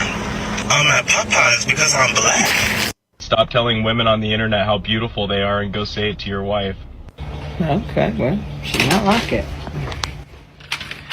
Hey, honey, did you know that these women on the internet are beautiful? You know, in my experience, all the people that said I was negative and challenging were just angry that I was on to them. Yeah. Gotcha, bitch! Do people still say bound chicka wow wow? I feel like if I said that to a child, not a child, I just feel like what the f? If like a teenager heard that saying, they'd be like, what? That's what I meant. The day of the draft was the day of our class trip. We were going to go to Hawaii. And the draft was going to start about an hour before I took off for that flight. You know, there was talk that I could go in the first round. So, you know, I thought, well, okay. Chicago Cubs select 0965. I remember being at the airport calling home and did I get drafted? And they said, no, you didn't get drafted. I remember they picked Drew Hall, you know, strapping left-hander out of Kentucky. 6'4", left-handed, you know, sure. You know, you're 5'11", you weigh $145. No, I don't think so. We're going to bet on the 6. Welcome back to Braves Country Baseball, a successful challenge for your Atlanta Braves. And what does that mean? It means Whit Merrifield is safe and Matt Olson scores. So it's 2-0 Atlanta. I'm sure your screen will get caught up here in a second. Right now you're showing it as 1-0. They will put that run on the board. RBI, just what I just talked about this. It's going to be tough to turn that double play. Ex-teammates Merrifield and Harper saying hi to each other during that timeout. Standing at first. First pitch on the way to Kelnick. Misses high, it's 1-0. Tell you something else this does. If you ever pitched, if you ever did any of this stuff in real life, you get done with an inning and then you walk off and you think it's over. Now you get back on the saddle. Sometimes that can really wear you out. The 1-0 swung on, rifled up the middle. A weird hop. I don't even know how to explain this one. Give me a second. It's going to be an infield single. That ball was smoked, and I mean smoked. You can see it on your screen. Off the mound, bounces, almost goes into like a right angle towards right field, and it might have been off the foot of Nola, so he may have kicked it a bit. But anyways, it came off the bat like a shotgun. And it ends up blooping into shallow right field. Then when it stops and when it hits the ground in very shallow right field, it kind of does a backspin, almost like a divot pitch in golf. Stott got the ball, but by that time, runners were safe. So we've got runners on first and second. 2 outs. Nola appears to be fine, by the way. His 29th pitch of this inning, 74th of the game. Swing and a miss by Orlando Arcia. It's on 1. So remember that whole thing with Arcia and Harper, and it came back up last series. If he hits 1 out on ESPN Sunday Night Baseball, you know there's gonna be bad blood, man. There's no way Arcia doesn't pimp that one. The 0-1, that one looked like he went around. He did 0-2. I know we're getting ahead of ourselves, but you really want to see it. You want to see the drama. Get your popcorn ready, because if he hits that home run and pimps it past Bryce Harper, and Harper, knowing he's on national TV, or seeing, I mean, we could actually get a real fisticuffs. Merrifield, I think he's okay. The umpire gave him a second when he dove back in towards second. He looked like he was holding up near his hamstring. The 0-2 was way outside wide 1-2. It may not have been anything, but anytime you see a player grab near his back hamstring up top, you think to yourself, man, that could be a number of things. So a 1-2 count. Pitch on the way. Whoa, way high to 92-mile-an-hour fastball. Now realize the Phillies, they also extended their bullpen. I mean, their now 28-man roster. So they'll have an extra arm they can go to. If this game gets out of hand, they might just punch it in. The 2-2. Swing and a miss. Strike 3. JT dropped it, but he did not make contact. He tags Arcia on the shoe, and that'll end the inning. Braves get another run. It's 2-0 here in Philly.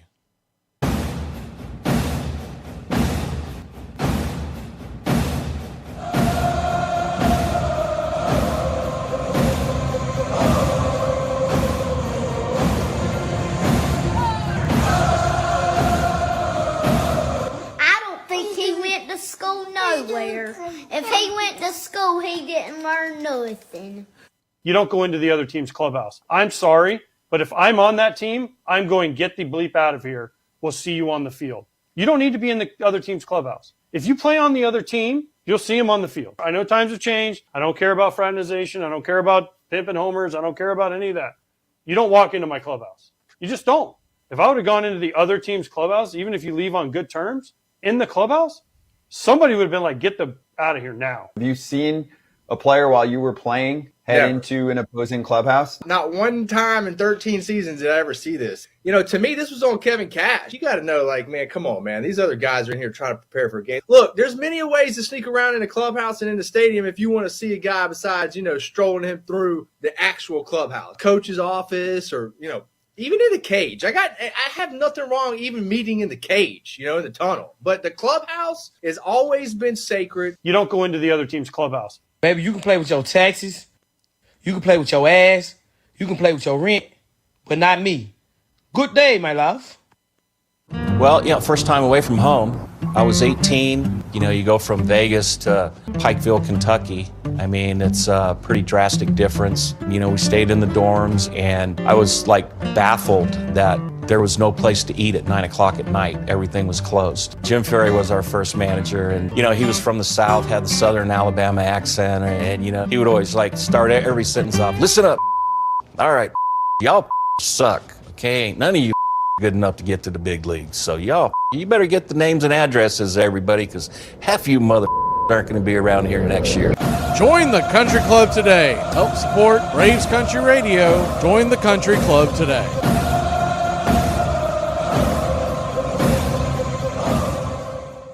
Welcome back to Braves Country Baseball here on Braves Country Radio. When I say you have missed nothing, you have missed nothing in that college football game's playing. It's nothing. Second quarter. We've had more scoring here. Braves lead it 2-0. First pitch to Harper's their first strike. It's on 1. The 0-1, righty-lefty. Swing! Fouls it straight back. 0-2, four-seam fastball right up in his, just above his letters, right in his kitchen. So an 0-2 count.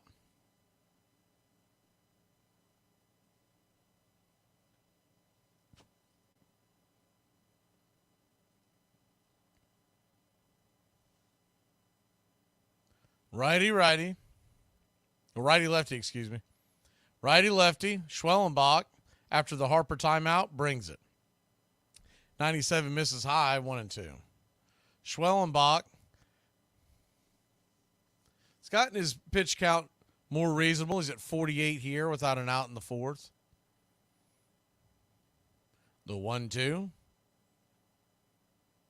94 misses high again. 2-2. That was the cutter this time. You can tell they're really trying to get him to pop one up. Got to be careful, because sometimes he'll pop one out. The 2-2. Kicks and fires. Swing. That ball's hit hard into center field. That's down for a base hit. So all that nibbling got him back to a count in his favor, evening up the count. They had to bring the heat, and he smacked it.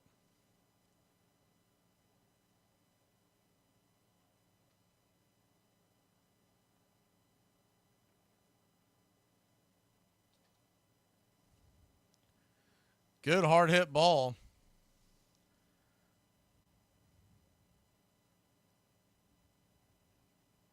Bryce Harper stands on first. Nobody out. First pitch on the way. Swung on, hit hard on the ground. Over to Gio. Gio to Merrifield to Olsen. 5-4-3. Rally killing double play. How about that?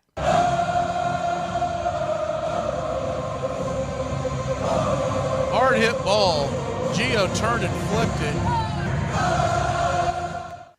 And Witt got Castellanos by a couple of steps. Tell you what, Gio has been really impressive defensively. And I can't say it enough about him and Merrifield defensively.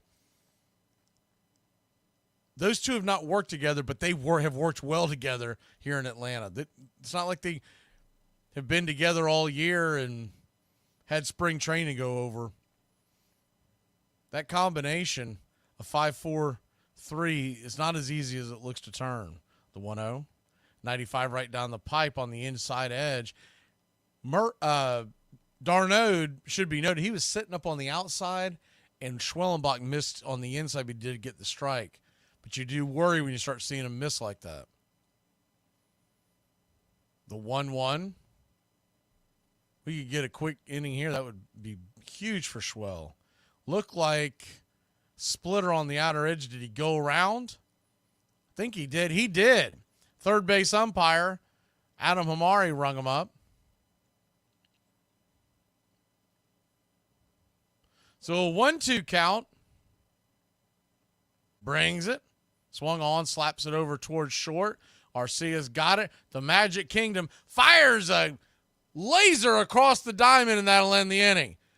Essentially, after the double play, 3 up, 3 down, we'll grab the bats and try to add on to the 2-0 lead. What are you doing? Dude, I am so sick of you yelling at me. I'm so sick of you watching those videos. Tutorials? Mind your business. Tutorials? Yes, I tell you this every time and you don't believe me, and that's a you problem, not a me problem. You don't know because you're not over here watching it. This girl right here? No, you listen. Oh my God! She was teaching us ladies how to tape up our boobies, so when you're wearing nothing but a blazer, they will stay. And that's what I was watching. And you always come in here wanting to yell at me and reverse parent roles over here. Yeah, huh? Hi, is this witness protection? Yeah, so I tried learning how to play my husband's video game and ended up accidentally deleting all his progress. Oh, I know. Yeah, I'm all packed. I'll wait on the curb. Thanks. You know, I love baseball, but I hated being away from home. That was a huge adjustment for me right there. We're riding on crappy buses. People aren't really, we're not friends. We're 24 guys drafted and nobody knows anybody. We talk on the phone for 3 hours at a time, and he was just like, man, this is rough. It's lonely. It's hard. You're fitted for yourself. It was basically, I'm going home. And I said, why? I hated being away from home for the first time, really homesick. He was having a rough time, and he called me up, and I said, well, you're going to stick around, right? And he goes, we'll see. You knew he was kind of just right on the fence. I wanted him to not quit because he was homesick. If you're brutal and you're getting just killed out there, well, maybe, but that wasn't the case, so. One of the older guys, Bob Mandeville, took me in. I'm like, Greg, you can't quit. You got a great career ahead of you. He made the downtime more fun. We started playing cards together. Wasn't as homesick anymore. Started enjoying being around the guys, making new friends, teammates. It was just kind of a grown-up experience for me, probably more so than anything.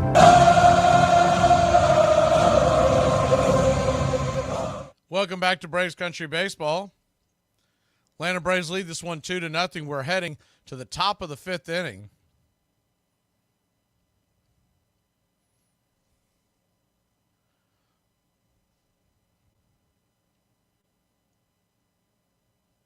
Top of the 5th inning, and Aaron Nola with a pretty sizable pitch count, considering where we're at in the game, Nola, I don't know what the delay is. I guess it's because they're talking to Snicker. I don't know. Nola throwing his 79th pitch of the night. Gio bails him out and swings at the first pitch and pops it up. Stott goes back, makes the catch. It's 1 away. You know, this is where, and hell, if you got your manager being interviewed by the sideline reporter, this is part of it, but it's not really on Snicker on that. But this is where you would like for your hitting coach, Seitzer, go, hey guys, you see his pitch count? Let's work on him. Let's make his own trouble. First pitch to Harris is right there at the knees. It's 0-1. I know in the 90s when the Yankees would always have those great runs. You look up and down their lineup, they didn't have an outstanding Hall of Fame offense. They had some very good batters and a couple of Hall of Famers. The first pitch, second pitch on the way is dribbled over to second. Harper will step on the bag, and Harris is down. So this is what he was looking for, a quick inning, and already Harris and Gio see 3 pitches, and we've got 2 outs. So now it's up to Soler to eat some pitches. That's one of the reasons why when you have Harris leading off, that's what you're going to get. It's very much like Acuna. Obviously, Acuna's a better batter, but you're going to get a guy who doesn't eat. He does not work the count. Thought he did a much better of it last year, but this year, first pitch to Soler, swing and a miss, strike. It's 0-1. Soler, 0 for 2 on the night. Strikeout and a ground out. The 0-1. Swing and a miss, 0-2.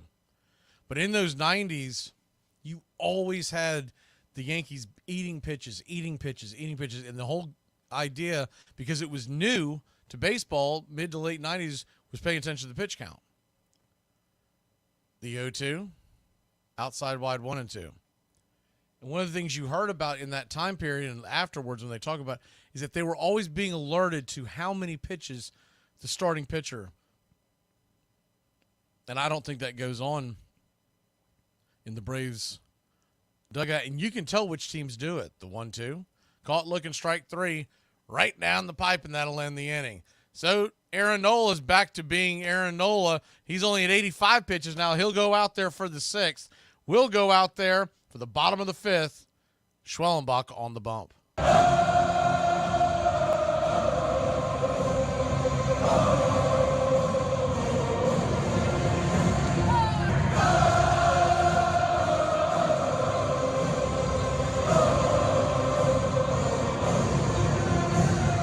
What's your da? I don't know. Yada na yastara. Okay.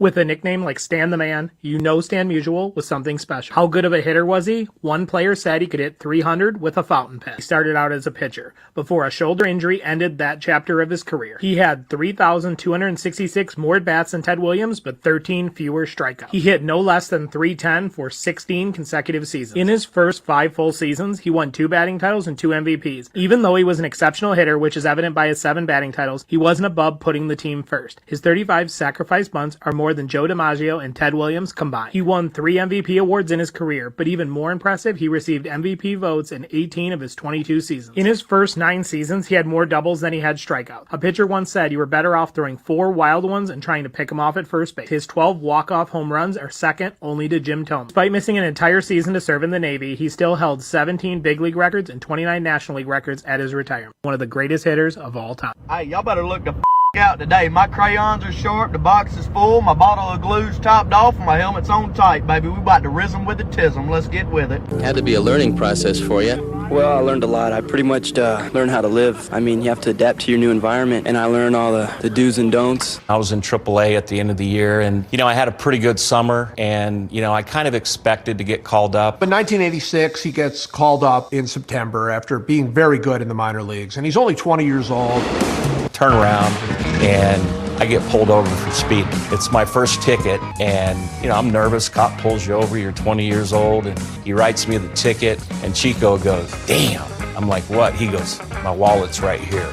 So I turned around, got a ticket, and then we turned back around and went to Chicago. In the last 2.5 years just zipped right by, you know, I mean, and here I am. I mean, I couldn't ask for anything better right now. Welcome back to Braves Country Baseball.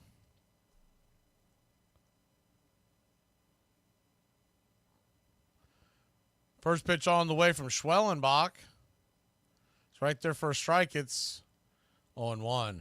Real Muto leads us off. He's 0 for 1. Righty-righty matchup. That threw me for a second, that screen that y'all are looking at. I noticed Soler was still up there dancing around. I was like, what in the world?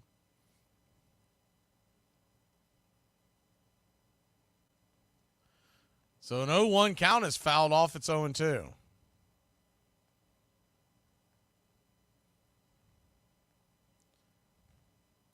That should be a better view there. Appreciate it, Jason. So an 0-2 count.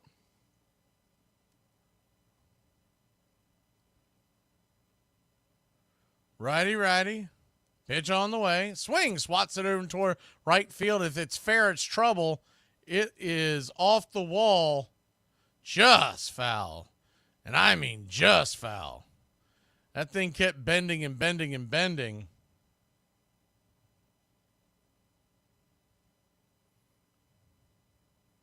If it's fair, it would have been 2 bases. Well, it may not have been, honestly, because it came off the wall. It actually hit the base of the wall and shot back to Soler.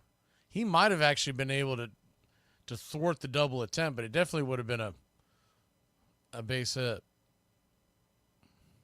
That was a hanging bender. He slapped it down the right field line. Maybe that wind helped it a little bit. The 0-2 from Schwell. 95 just misses. If he's set up out there, he probably gets the call. Darnode was set up on the inside, so once again, Schwell is missing by a mile on some of these pitches, but he's gotten away with it. The 1-2. Swing, chops it foul. We'll do it again. Standing on deck for the Philadelphia Phillies, Brandon Marsh, Austin Hayes in the hole. Hayes came over in the trade at the deadline. He's more of a platoon player. They'll mix in Marsh and Hayes, and the 1-2 pitch. Swung on, chops it over towards short. Arcia's got it. He's got a bare hand. It fires across the diamond. Man, oh man alive. Give that man the gold glove. 6-3 in your score sheet. One away. Orlando Arcia, and I'm glad a play like that happened tonight, because I don't think he gets near the respect defensively. In the league he does, but I'm talking about the knobs that are always talking on the national cast. The players around the league know it. Most of your guys that are following the teams know it. But the talking heads on the four-letter network and others, I don't think they even have a clue how good that guy is defensively. Schwellenbach misses the first pitch to Marsh. It's 1-0. The 1-0 brings it. Swing, hits her hard on the ground, but right over to Witt. Speaking of good defensive players, the Ice Cream Man will send us to 2 outs here in the bottom of the 5th. 108 miles an hour off the bat. That was a worm burner. Good play by Witt.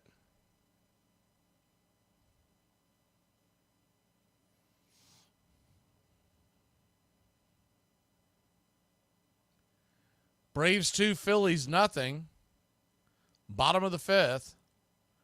First pitch on the way is swung on and chopped back foul by Austin Hayes. It's 0-1. Hayes flew out to left his first time up. Sosa stands on deck. You'd love to get him here, have the number 9 hitter leading off the 6th. Sinker misses well down. 1-1. 1-1 count. Cardinals beat the Yankees earlier today 14-7.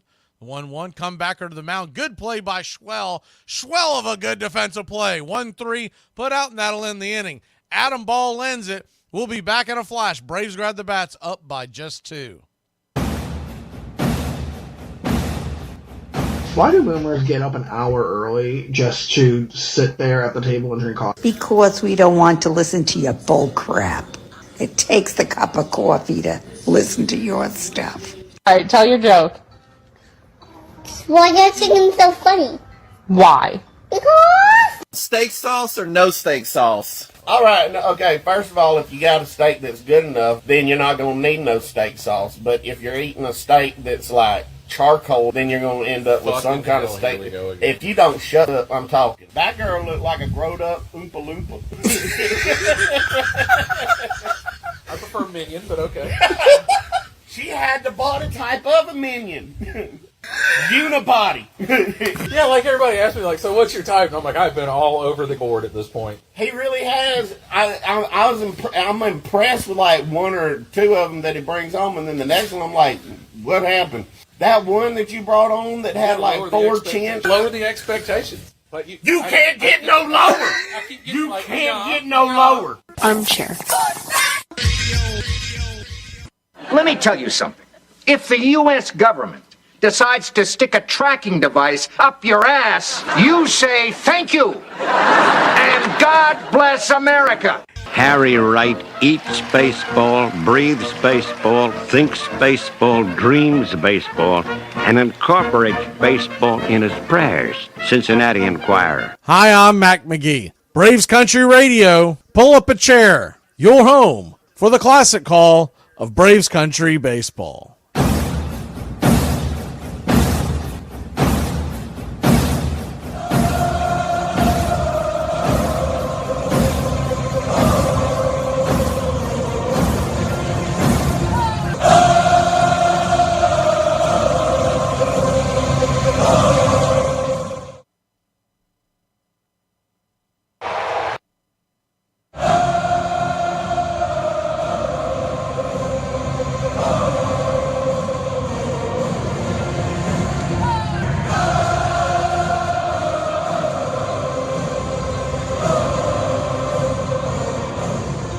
Welcome back to Braves Country Baseball. Atlanta Braves trying to split this series with Philadelphia. Always a fun series, always a tight series. Good chance it's a preview to something in the fall. First pitch on the way to Marcell Ozuna. Swung on, foul back. It's 0-1. That's always the big elephant in the room. Braves have won the last 6 division titles. The Phillies have won the last 2 playoff series versus the Braves. Braves won the World Series in 2021. Phillies have not won one in recent memory. The 0-1. Down and in, 1-1. If you want to argue about that, you can spend about 88 hours on Twitter and never run out of that argument. Both sides going back and forth. The 1-1 to Ozuna. Brings it. Outside wide. 2-1. Philadelphia Phillies in their long, 1883 was the first year of the Philadelphia Phillies. It's a 2-1 pitch. 94 just missed outside. They said he went around. I don't know about that one. And I bet Ozuna's going to have a gripe. It's 2-2. Nola now 89 pitches. We should get him out of by the end of this inning. Philadelphia Phillies since 1883, they have won just 8 pennants in 2 World Series. The 2-2. Swung on and lifted. High into center field. I think the wind's going to knock that one down. Pushing it over. Making the catch is Captain Caveman Brandon Marsh. One away. Been waiting for him to make a catch today. Atlanta Braves, for folks who probably don't realize this, we have won 16 world titles, 4 in the World Series that are at 12 before the World Series was invented. We won it in the old National League before the American League showed up, and then something called the National Association that turned into the National League. Check swing foul down towards the third base dugout of the Atlanta Braves. It's 0-1 by Matt Olson.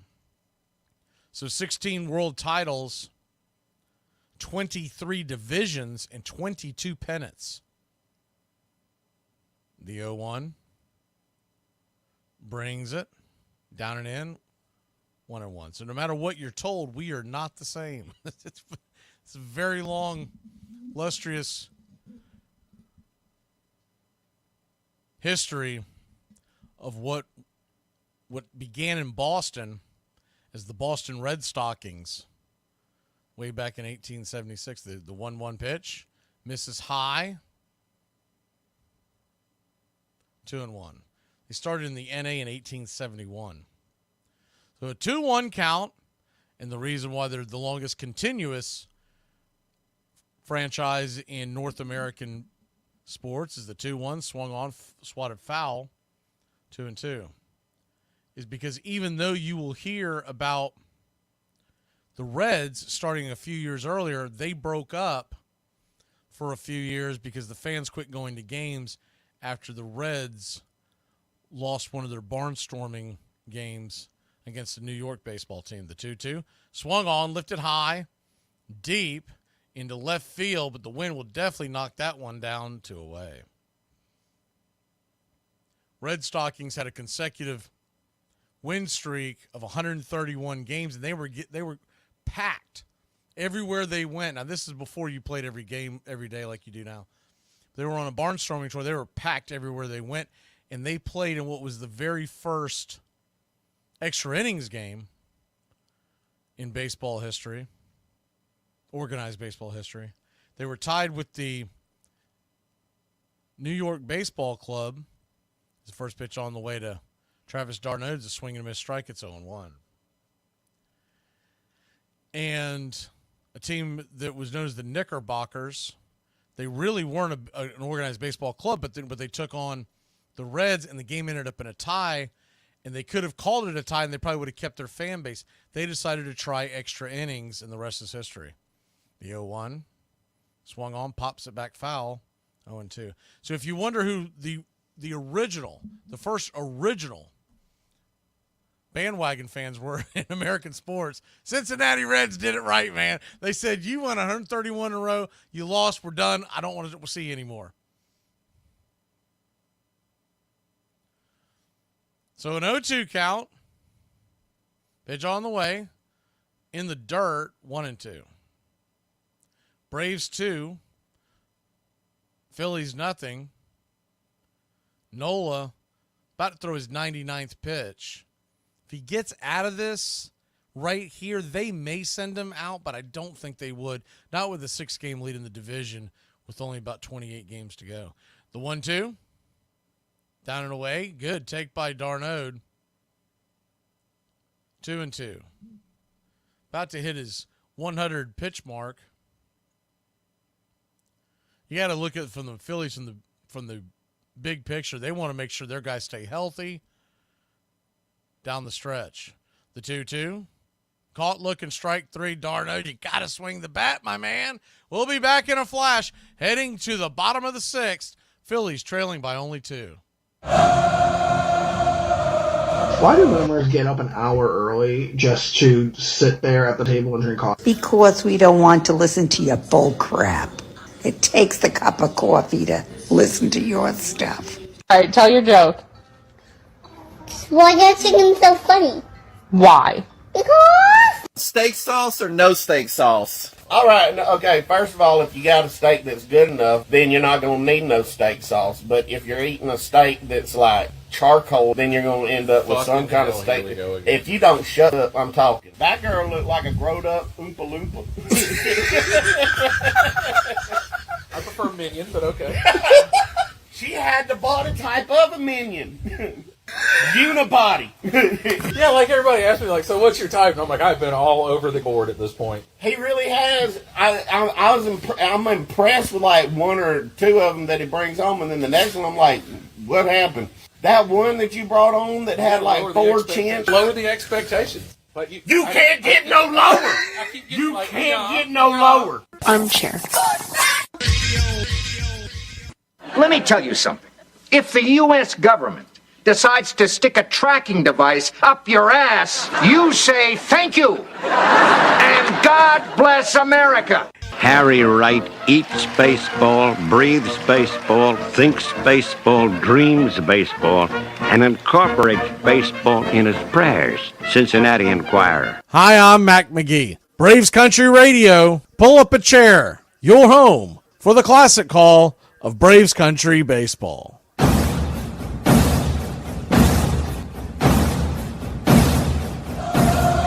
Welcome back. Gary says wants to let us know that Cincinnati's the oldest club. They are the oldest club. The Atlanta Braves are the oldest continuous club. There has been no break in the action for the Braves.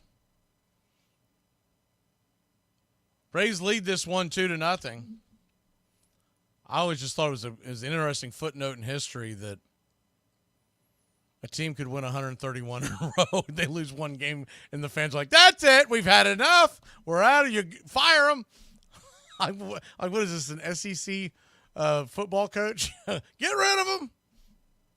He lost one game. It's over. The amount of hate that the Florida head coach is getting this morning. Oh, my God. If you're not a Gator fan, you're just sitting back there with your popcorn going, man, oh, man, it's going to be ugly. First pitch on the way is a swing and a miss cutter. It's 0-1. We've talked about this many times on the football show, but, man, that fan base, they have unrealistic expectations, and if the guy doesn't get off to a good start, they get rid of coaches so quickly there. The 0-1, swung on, popped back foul. It's 0-2. Brian says he had a friend at the Florida game. Man, anyone that went to that game, Miami or Florida fans, if you stayed the whole game, you're a trooper. It was a blowout if y'all missed that Miami blew out Florida. But the other thing was it was so hot in that stadium, the 0-2, outside wide 1-2. Like, so we're doing our big draft day yesterday, and all the guys coming over. And it's just something we look forward to every year, where everyone just sits down and drinks beers and tells lies, right? And eats some chips and all that kind of stuff. Great food and great friends. The 1-2, swung on, hit high into right field. Coming over, making the catch is Soler. One away. We had a couple of Gator fans that were in here, and we had a Hurricane fan that was on the way. But they didn't talk as much about the game as it was like during the game itself. Just talking about because the game got out of reach, everyone was just referring to.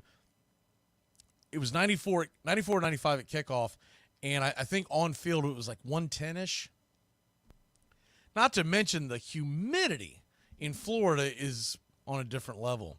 First pitch on the way to Schwarber from Schwellenbach is lifted high. Drifter making the catch is Kid Kelnick to away. So two pretty quick outs. Schwellenbach, if you're keeping count, he's at 71 pitches. That's pretty good. Pretty good here in the sixth inning.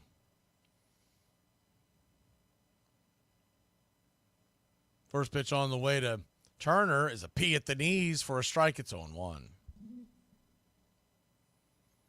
But the whole time I'm thinking, man, I had a couple of friends that were at the game. The 0-1, outside wide, 1-1. I'm like, you have just got to be 8 up with going to games to watch. I'm not saying watching the game. I'm saying 8 up going to a game like that because just the humidity and the sun was blasting on the people. The 1-1 swing lifts it to right field. Soler's not going to get to that, and it's a 2-out single for the Phillies. So the tying run will come to home plate.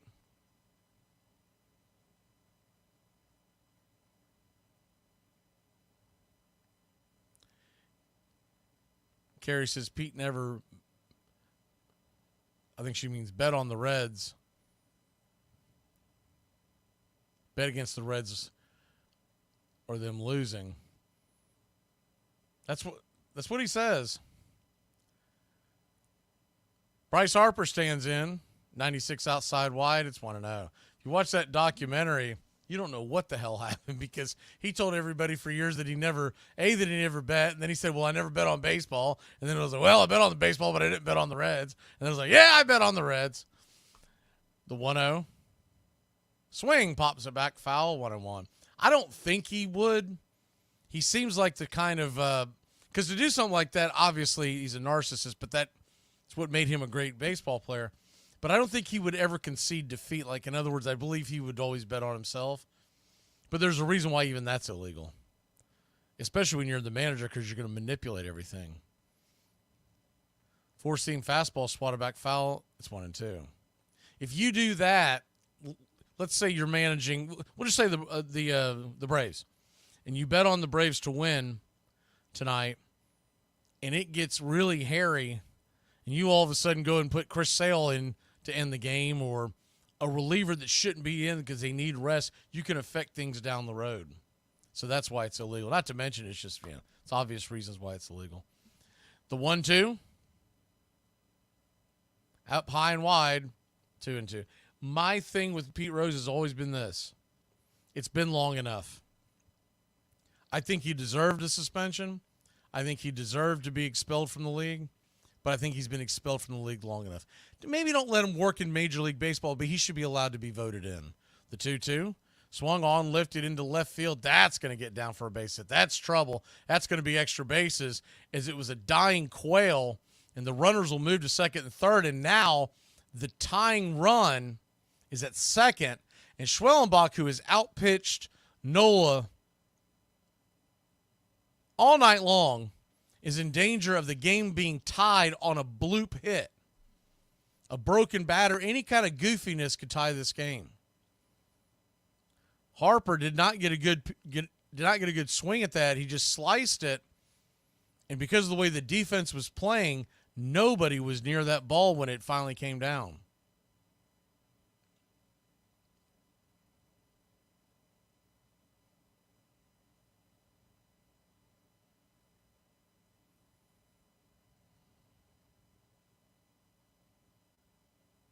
Yeah, he's paid his dues, but I will say this with Pete. When you let Pete in, you got to let Shoeless Joe in too, because that's been over 100 years. And if you're going to let Pete in, you got to let Shoeless Joe in. You can't just put Pete in because we saw him play. You got to put Shoeless Joe in. It's been over a century. He was kicked out of the league, 2019? I guess, 1919, 1920 is when it actually came into effect. It was the end of the 1919 season. The 0-2. And I'll tell you what, if Manfred wants to be loved by the fans again, that's all he's got to do. That's all he has to do. But, you make the caveat. First pitch on the way, 95 right down the pipe, it's 0-1. Say, look, man, I don't want you working for a team. You're not eligible to be an employee of a team. But we're going to let the voters decide. And then you really put it off of you get it off of you, and you put it on the sports writers. The 0-1, up top, 0-2. There was a time where I was like, no, he should be suspended, but I never thought it should be a lifetime ban. Because eventually when you get to the point where you can't affect the game, it's not for him either. It's for the fans. The 0-2, swing lifted, and that is going to tie the ball game. 2-2 your score. Not a hard hit ball, but a well-placed ball, and Castellanos has tied the game. So they didn't go out there and talk to him. They didn't go out there.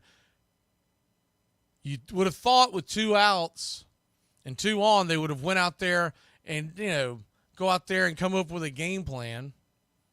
Instead, getting out-managed again. I've seen some Philly fans that have talked about wanting to get rid of their manager Thompson for a couple of seasons now. Anytime you want to fire him, let us know. I would take that guy in a heartbeat. Now they're finally going to come out there. Schwellenbach, who outpitched him. Snicker's going to come out. Someone must have woke him up. We'll be back in a flash here on Braves Country. Every time I see a homeless person, they got a dog. Y'all investing in the wrong roof. What's the worst UK accent? Probably Birmingham. Okay. Everyone says that. Or Scouse. No, I like a Scouse accent, but Birmingham. Where are you from? Newcastle. Everyone's favourite. Up the twos. I got lost in the game. I mean, the ballpark, and the people, the color, the sounds, smells. And it's a passion. It's a very, very big part of my life. Sometimes I like to be 11 years old. I like being part of something that's bigger than me. It's good for your soul to invest in something you can't control. You're a romantic. You have a lyrical soul. You can love under the best and worst conditions.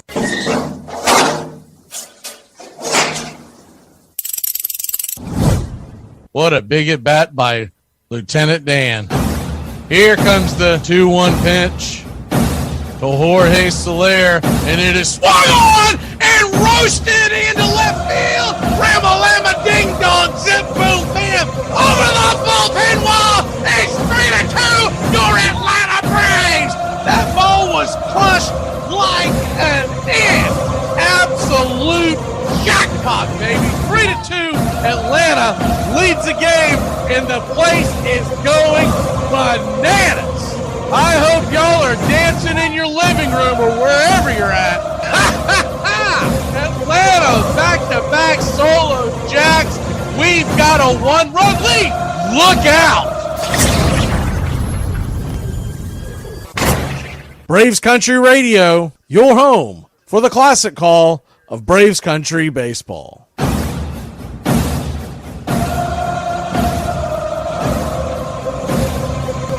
Welcome back to Braves Country Baseball. Atlanta Braves tied up at 2 apiece.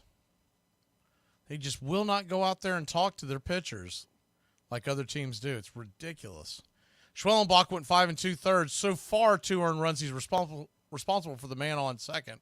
Dylan Lee to face Stott. Stott tries to drop down a bunt. It's 0-1. Only 2 strikeouts for Schwellenbach, but the big thing was he was cruising in a blooper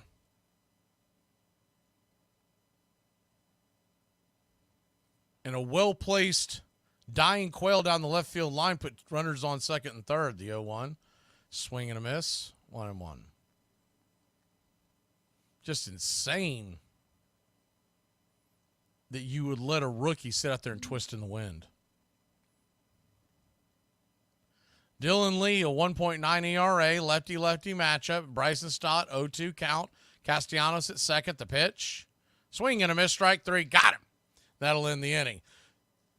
Well, better late than never. Lee comes in and puts out the fire. We'll be back in a flash. Grab the bats. Tie it up in Philadelphia.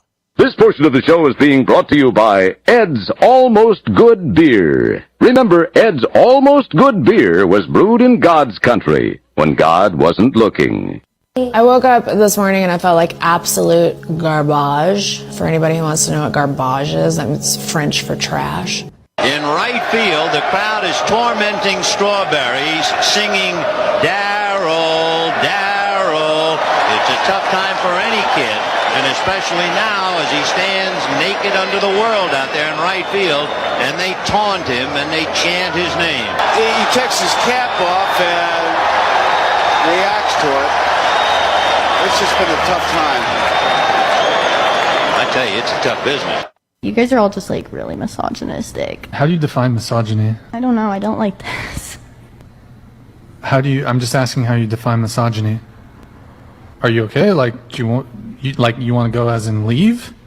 Is it because I asked how you define misogyny? Is that the... No, I'd like to go home if that's allowed.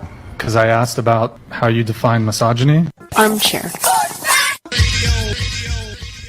Harry Wright, a former center fielder for the Knickerbocker Baseball Club, believed there were big profits to be made in baseball. And in 1869, he assembled the very first professional team, Cincinnati Red Stocking. Only one of Wright's Red Stockings actually came from Cincinnati. Most were young New Yorkers, 19 or 20 years old. Wright drilled them in the fundamentals, insisted they be silent and businesslike on the field, and dressed them in knickers to boost their running speed. Welcome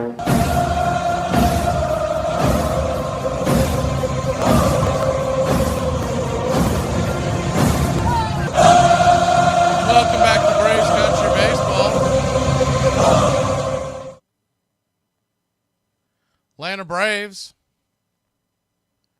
2-2, top of the 7th we go. Yeah, it's funny. I think the average fan thinks that Shoeless Joe was banned because he was busted throwing the series. He was not busted throwing the series. They could never prove that he even took the money. What he was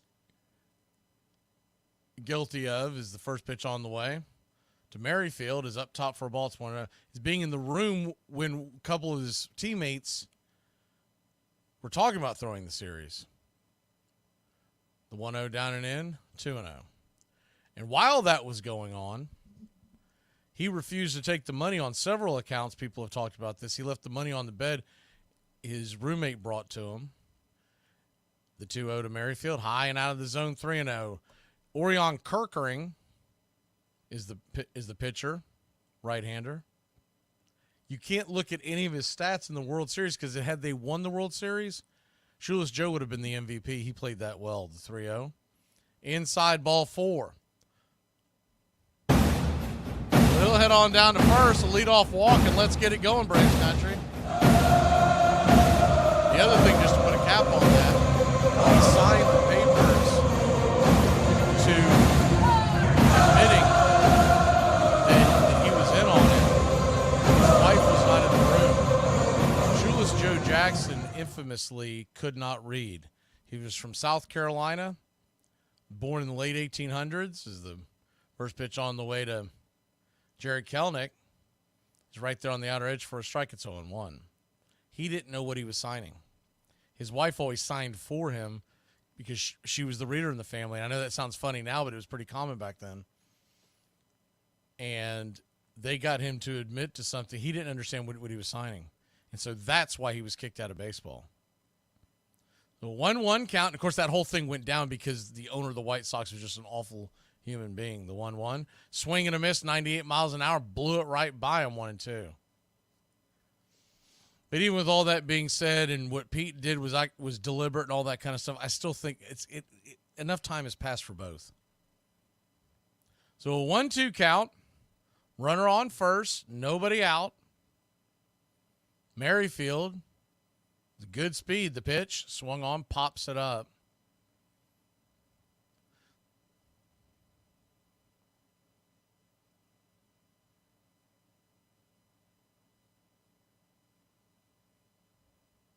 The 1-2.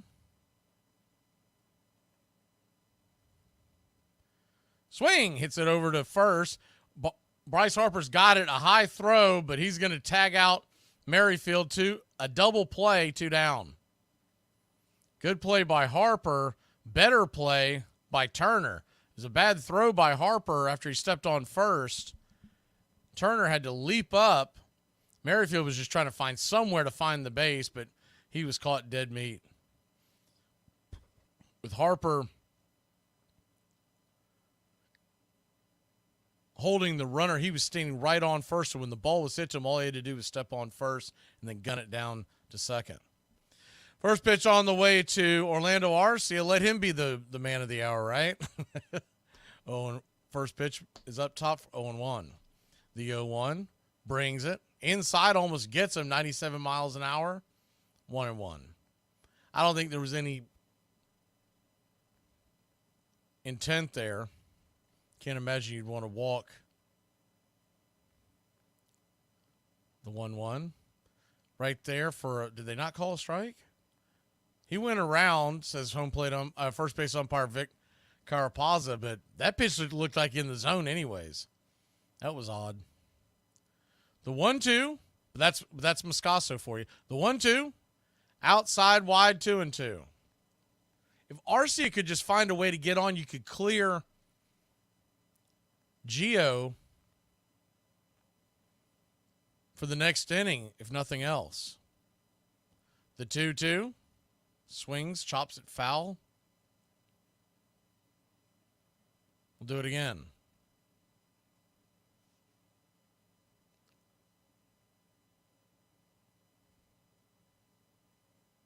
The 2-2, 14 pitches in, brings it. Ball 3-3-2, 97, well out wide. Braves 2, Phillies 2. Top of the 7th inning. Braves trying to split the series here and stay 2 games up on New York. The payoff pitch. Caught, looking, strike 3. Good Lord. Seitzer's got to go. We'll be back in a flash here on Braves Country. All right. I can't see you. Let me hear you. A 1, a 2, a 3. We out to the ball game. We out to the find me something of Cracker Jack. I don't care if I have to get back on the street. Root for the home team. If they don't win, it's a shame. For it's 1, 2, 3, stretch around at the old ball game. Take me out to the ball game. Take me out with the crowd. Buying some peanuts and Cracker Jacks. I don't care if I ever get back. Let me root.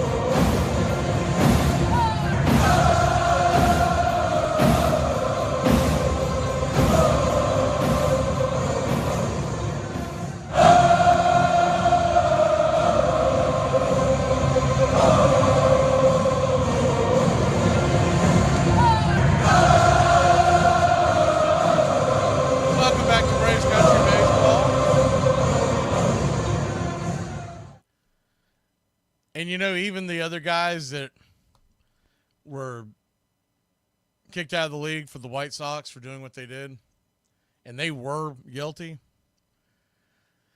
most of them, I'd say of the 8 men that were kicked out, they've got good hard evidence on 5, maybe 6. But it's time for them. It's time to let it go there too. It's like, it's something that you can put the plaques up. You can put it on the plaques. I think you should put it on the plaques. Let fans who didn't live through it know why it took them so long. And it's just it's not so that Pete Rose gets in before it's too late and he's no longer with us. It's so that Pete Rose gets in before it's too late and he's no longer with us, and the fans can't go show their appreciation. It'll be a melancholy, disgusting event if the year after he passes away, they go, okay, let him in, just to bring fans, or they wait till a year where they don't have any great Hall of Famers to bring a bunch of people in, and they go, you know what, we'll do it that year. And I did not grow up a Pete Rose fan. People, I mean, I always appreciate Pete Rose, but I wasn't a Reds fan.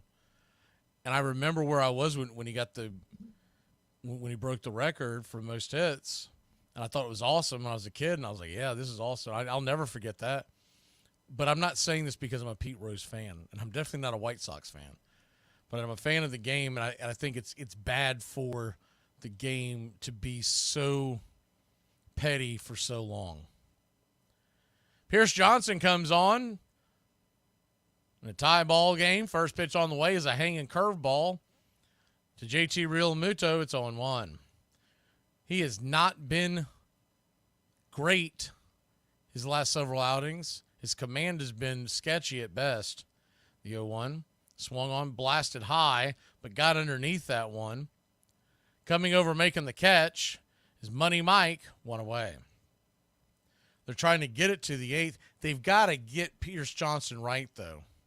I don't know if this is the game I put him in, but I would work the hell out of him in the Colorado and Toronto series that are coming up. Braves will be at home Tuesday night through Thursday night versus the Rockies, and then Friday night through Sunday afternoon versus Toronto. First pitch on the way, Fissett pops it up, coming over, making very shallow left field. The catch is made by Arcia. 2 down. So far, so good. I'm just, as wild as he's been, and we've all seen it, Pierce Johnson working. You don't go against the Phillies in Philadelphia Sunday Night Baseball to work out the kinks. It's kind of like if you got a college football team that's struggling, you don't go, you know what, let's try the backup lineman this series because we want to get some work in, trailing by 3. First pitch on the way to Austin Hayes. Up top for a strike, it's 1-0. Oh, no, they didn't call that a ball. Okay, 1-0. You would think Jimenez in the 8th and then Iglesias in the 9th. The 1-0 blasted deep and high into left field. Coming over, the wind is actually going to keep that one in the ballpark. Woo! Thank you, Mother Nature. Because in a normal night in Philadelphia, we're trailing by 1. We'll head to the 8th, tied at 2.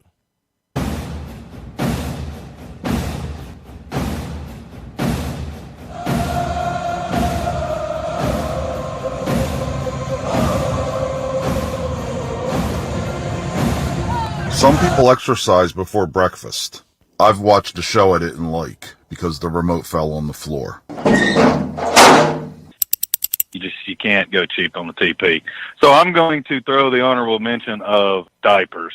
You can go to a lesser name brand and there's a median there, store brand diapers, garbage. You will have more blowouts and cleanups than you will know what to do with. Are you willing It to is go, not worth saving the dollar. Are you willing to go to cloth diapers to save money? No. Does anybody still do that? What a terrible idea that Yes. is. Yes. Do they? There are people. Yes. That's such and a they need terrible hug me idea. jackets. They have lost their mind.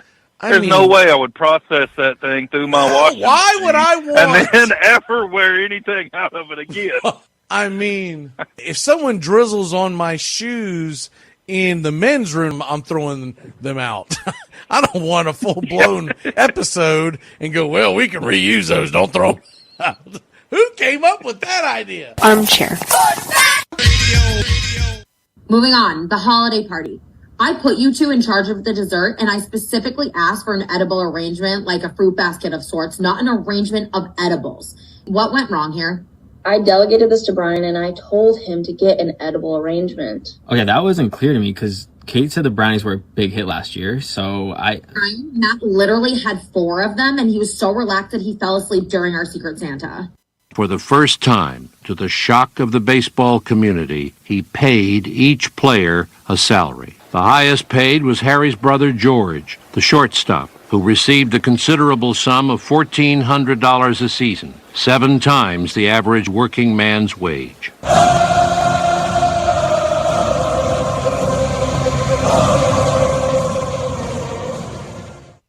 Welcome back to Braves Country Baseball.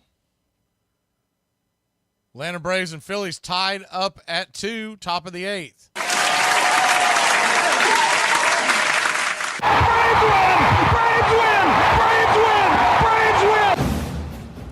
Thanks for smashing that like. We've finally got up over the century mark. First pitch on the way to Gio Urshela. It's a fastball down the way. Righty-righty matchup. 1-0 to Urshela for strikeout. This is outside. 2-0. Hoffman on. Today they expected Alvarado to be back. and possibly even available tonight. 1-0 right there for a strike, 1-1.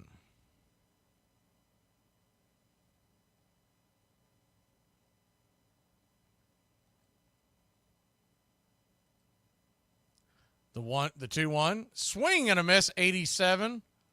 Looked like the slider was a hanging slider. Couldn't catch up. We'll do it again. Jose Alvarado was activated. I would assume that he's available tonight. The 2-1. Or 2-2, excuse me. Pitch on the way. Swung on, chopped over towards third. Foul. Just got enough to stay alive there. Good job by Gio.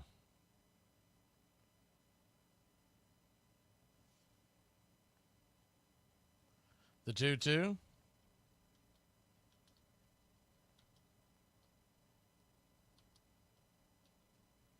Outside wide. Full count.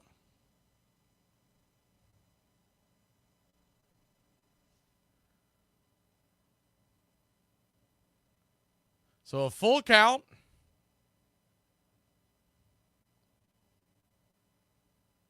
Brings it. Swing. Chops it foul again.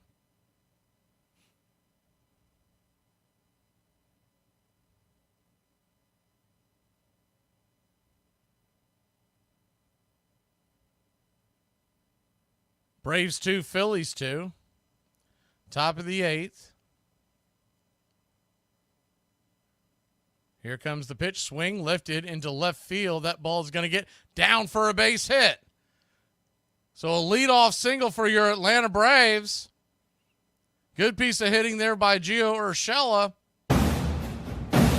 1 on, nobody out. Urshela with good speed. They may pitch run from. Remember, he had the groin issue. Doesn't look like they're going to. But you could, with Williams in and keeping their third.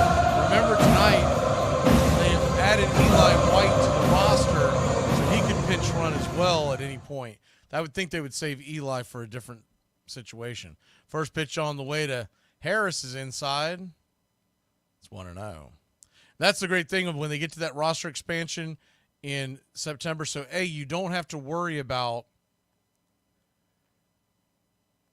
pulling guys up from the minor leagues and using an option. The 1-0. Swing, he lifted high and deep. Think this is going to hold, though. The wind is not going to quite get it out. Harris got just underneath that one. Loud out, but an out nonetheless. Gio stays at first.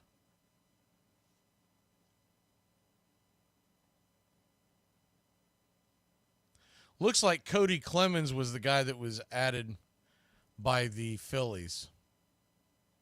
He's the son of Roger Clemens. We've seen him several times. That was a hanging slider, man. He just missed that one. Pretty fortunate there for Hoffman, because most left-handers are not going to miss that. Jorge Soler steps to the plate. Hoffman brings it. Slider up top, high. Called for a strike. It's 0-1. He's been hanging a lot of these sliders. Hangs it in the right spot to Jorge. We'll have a 2021 replay all over again. The 0-1. Flips it over to first.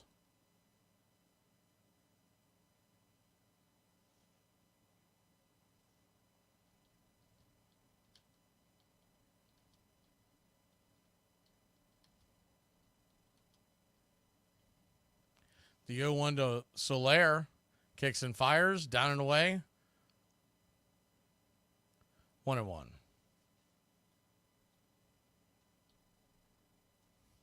So a 1-1 count.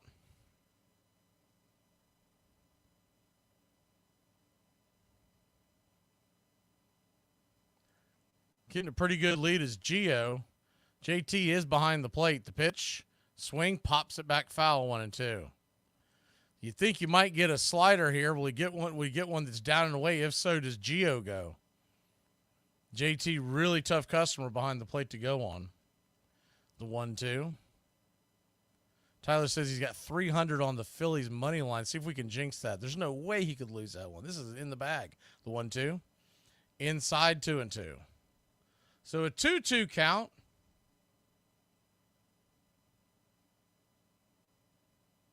Easy money. Runner on first, 1 out. Gio leaning. He stays. The pitch. Swing just got a piece of that. I mean, just got a piece of that to stay alive. Maybe a stitch of the ball. Rolls out towards the pitcher's mound, 2-2.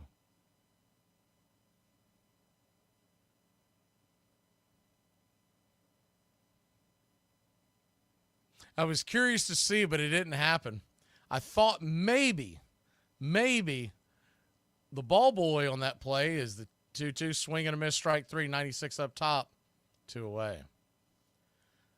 The ball boy had to run out to get the foul tip.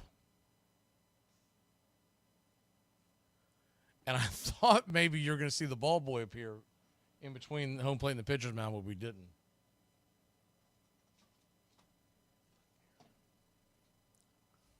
Marcell Ozuna comes to the plate. First pitch to the Big Zoo.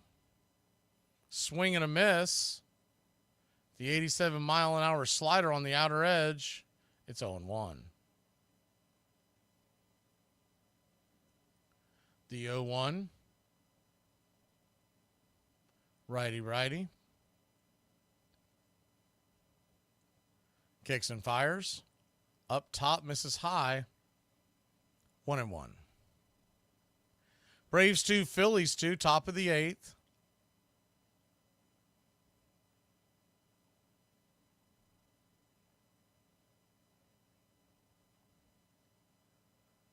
Hoffman comes set. The pitch on the way, right there. Slider up top for a strike. 1-2. I mean, he is hanging these sliders. You go underneath it and give it a charge, that thing is going to leave the building in a hurry. The most Philadelphia Philly fan I've ever seen in my life was they just had the camera on. The 1-2. Swing and a miss, strike 3. Ozuna went fishing. That'll end the inning. Braves threaten, but can't do nothing with it. We'll be back in a flash. I would think it's Jimenez. We'll find out when we come back. 3 o'clock in the morning. I've been playing poker with some blokes. Playing poker with some blokes? You can pack your bags and go. So can you, sweetheart? This ain't the house anymore. But there's a tier level of like college and adult life, and I'm not going back to the college level tier. You can't go, this isn't walking back into my fridge. Not ever happening again. Well, no, but ice at that. But if I'm somewhere, okay, Busch Light I can deal with. Natty Light, no. Natty Light, I don't even feel like it's, I don't know. Natty Ice, definitely not. That's just a headache in a can. But when I say cheap beer, like stuff that's not, you know, the upper echelon, I'm talking about your domestics. I can live on a domestic. I don't have to have the hippest, you know, $15 for a 6-pack beer. I'm fine with. Oh, definitely. I mean, heck, let's face it. After the first 2, they all taste the same after that. Well, yeah, and if you're going to drink all day, I'm not trying to mess around with the double IPAs and porters and stuff like that. Dude, you're about to go to a dark place. Armchair.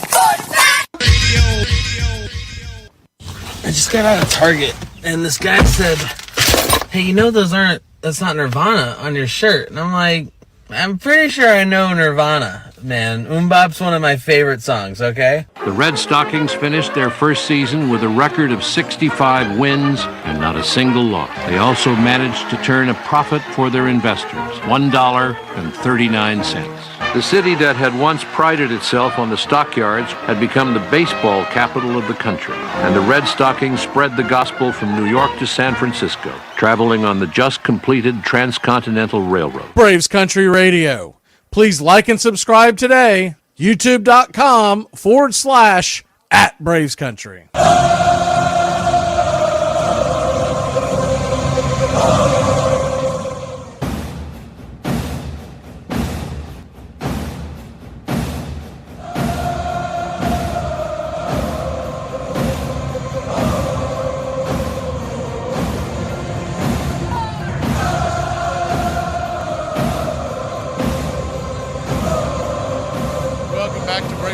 Baseball.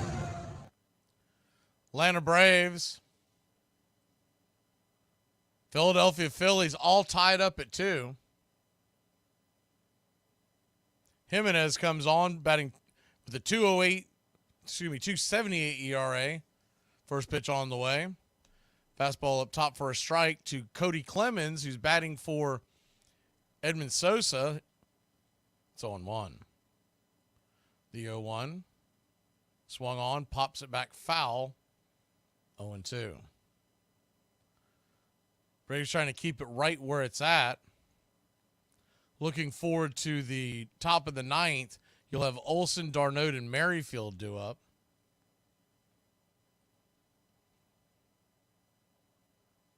The 0-2 from Joji. Swing, pops it back. Looked like the slider on the outer edge. We'll do it again, 0-2. Braves have the day off tomorrow. Happy Labor Day to everybody. And then back at it on Tuesday. There is almost a full slate of baseball tomorrow, though. The 0-2. Swing and a miss, strike 3. Got him chasing with the bender inside. 1 away.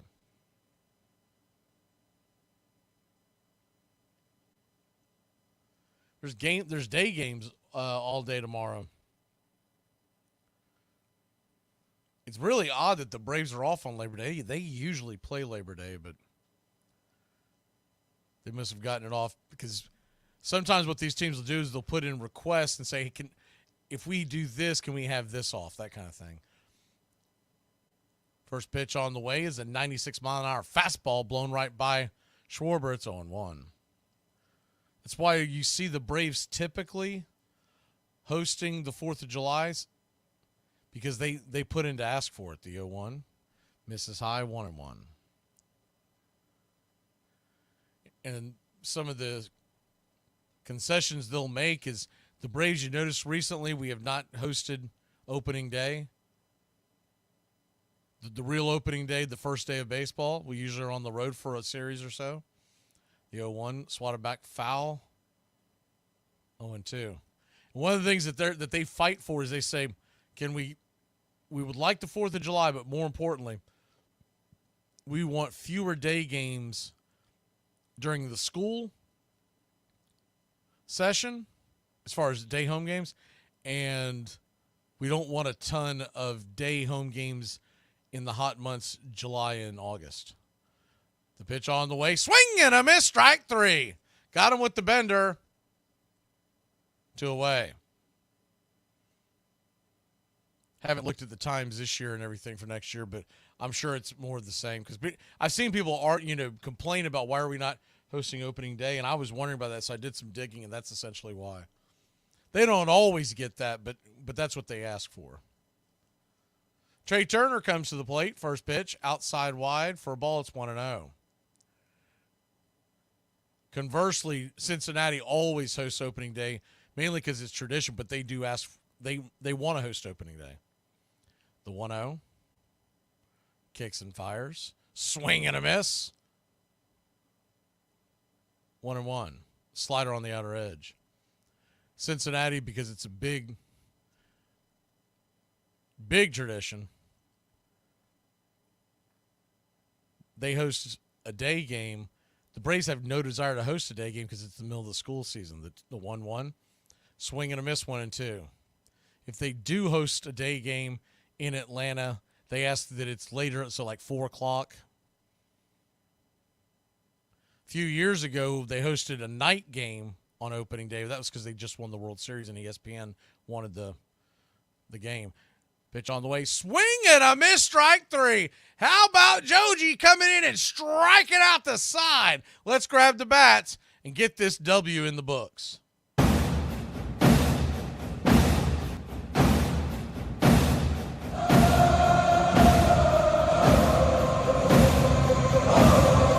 For nothing, it's 9:30 in the morning, you're peeling potatoes? I know what time it is. What are you doing? You got your uncle's coming in later. You want to eat later on today? This generation. I'm done. What are you going to do? Call DoorDash when you have company? DoorDash, send me some potatoes. Okay, answer this question 100% honest. Okay. Okay? If I died, would you get remarried? No, probably not. What, you don't like being married? I mean, yeah, obviously I do. So then you would. Yeah, I guess. Yes, I'll get remarried. Would you guys stay in this house? Yeah, it's a new house. Why not? Would she drive my car? Yeah, it's a new car. Would you sleep in our bed? Yes. Would she wear my jewelry? No, she probably have her own jewelry. Would you replace all the photos of me in the house with her? Probably. It's probably the right thing to do. Are you gonna take her golfing? Yeah, golfing's always fun. Is she gonna use my golf clubs? No, she's left-handed. Armchair.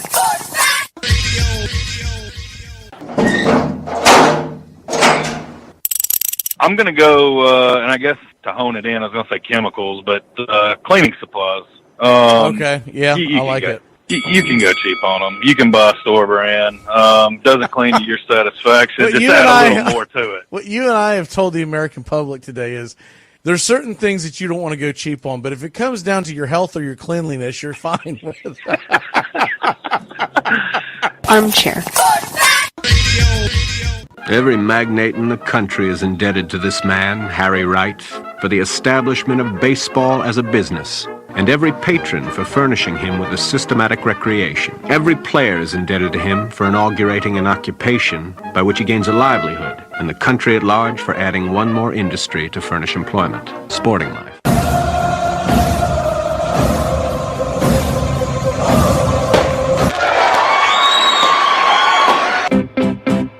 Welcome back to Braves Country Baseball.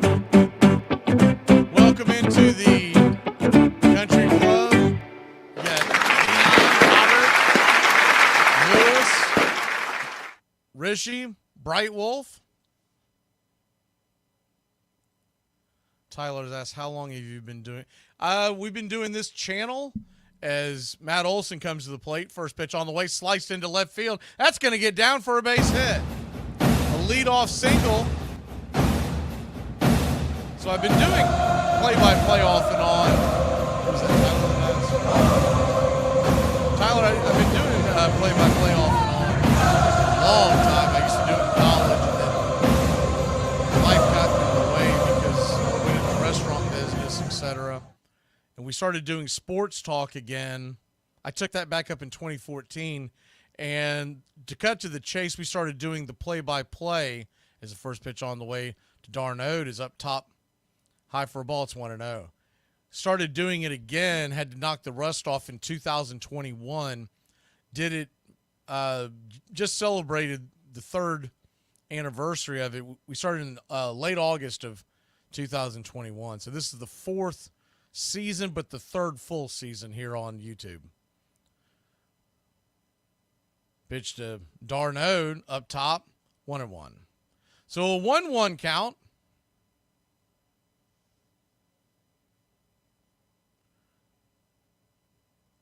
Lefty righty brings it down and away. 2-1.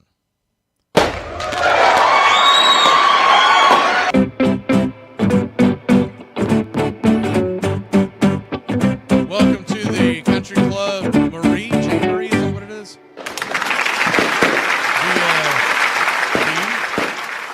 The 2-1. Swing, blasted high and deep, but not deep enough. Coming over, making the catch is Brandon Marsh. One away. Tell you what, I know we have a lot of gamblers that listen to this because we do the gambling show on Saturdays. If you took the over in the LSU Southern Cal game, not looking good for you. It's 10-10, and they're in the third quarter. I think it was 64.5. That was the last number I saw back on the show on Saturday. I don't know if it landed there. Whit Merrifield comes on. Strom, the left-hander, raises the glove and brings it inside. 1-0. Standing on deck is Kelnick, but I would think we would see Ramon Laureano. You could see Duvall. I don't believe you're going to get is the 1-0. Swung on, chopped foul down the line. 1-1. I don't believe that you're going to get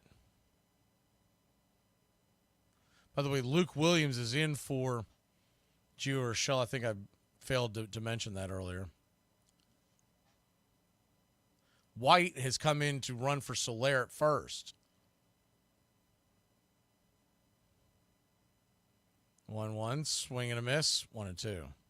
That was earlier on. So to clean that up, when the Braves hit the outfield, it'll be Williams at third, White in right, and center field is still Harris. Right now it's Kelenic at left, but they'll probably put Laureano in to face the lefty. See what happens here. The 1-2. Laureano is standing on deck now. They just showed it. The 1-2. Brings it. Up top, misses high.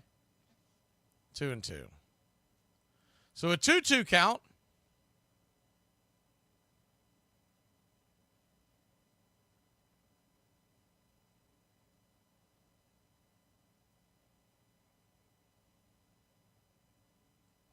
Pitch on the way.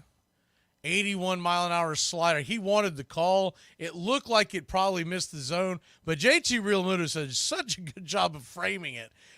By the time your eyes kind of focus in, it looks like a strike if you're watching at home. He just does a great job of just sliding it over. The payoff pitch, outside wide, ball 4. What an at-bat by Merrifield.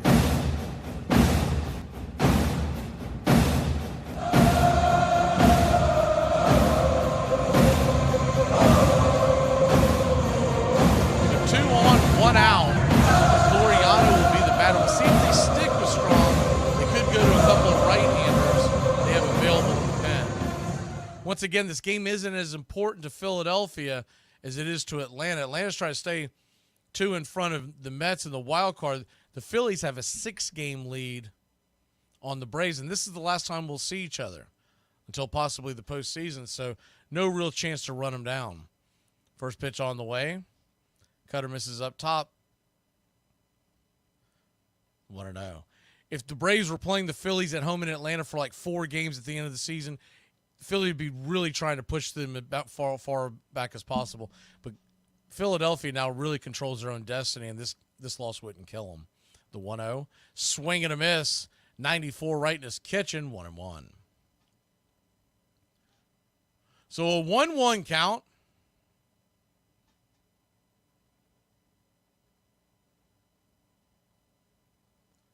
Lefty righty. Kicks and fires. Check swing. Fouls it down the line.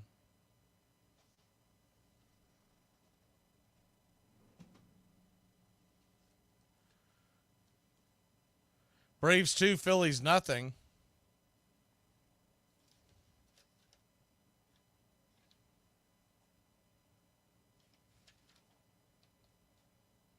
The 1-2. Whoa, just missed outside. Slider.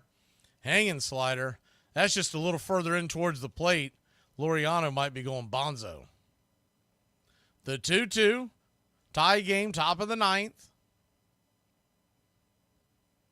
I think no matter what, you're going to see eyeglasses in the 9th. The pitch. Swing, pops it back, foul. Standing on deck is Orlando Arcia. Luke Williams in the hole.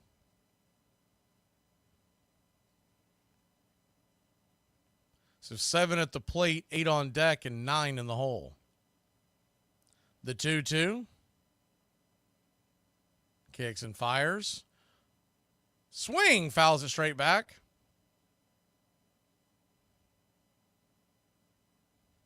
Really making them work. I don't know if Strong would stay in to face Arcia because he really has a much higher hit rate against lefties.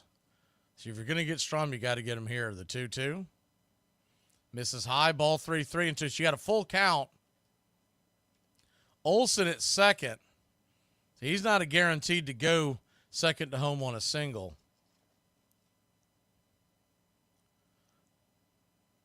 The payoff pitch. Strom. Looking back the runner, brings it. High ball 4. So that'll load the bases. Good at bat. Another great at bat by your Atlanta Braves. ducks all over the pond.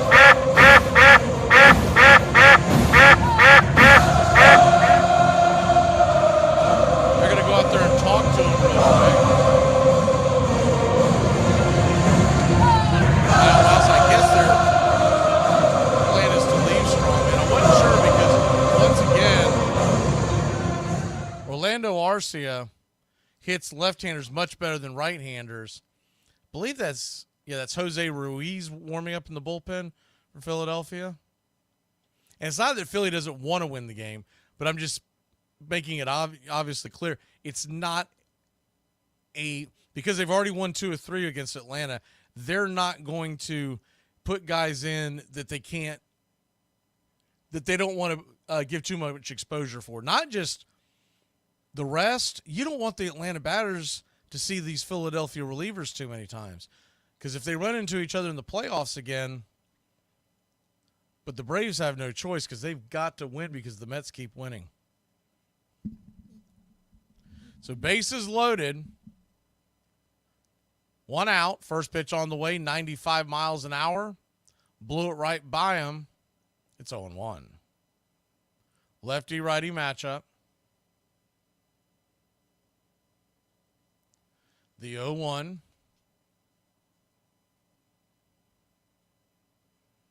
Kicks and fires. Swing and a miss. Chase 93 off the edge. 0-2.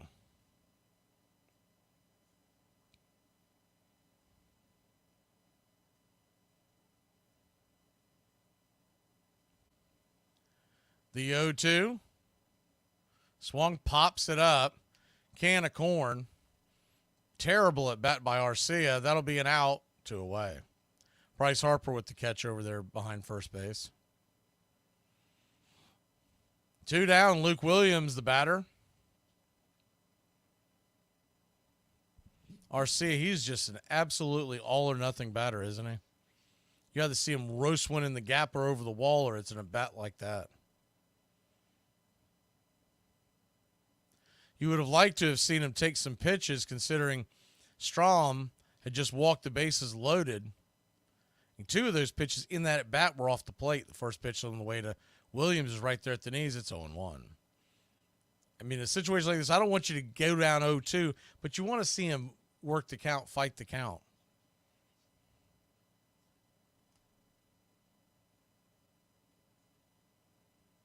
The 0-1. Brings it. Swings, fouls it straight back 0-2. So Braves down to their last strike here in the 9th. The bases are loaded. You'd love a wild pitch or anything to get that 1 run across. Philly fans are on their feet. Braves have loaded the bases here in the 9th. Runners could be going on a wild pitch, but right now, the game on the line is at the plate. The 0-2. Swing, pops it back, foul. We'll do it again.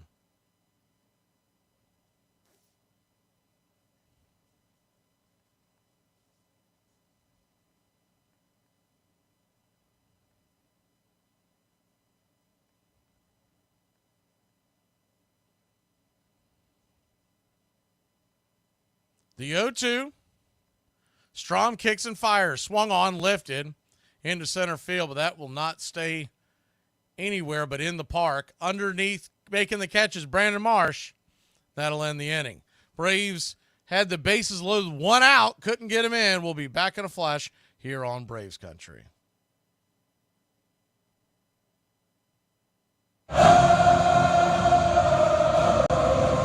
Do you ever just look at someone and think, you're the Monday of people?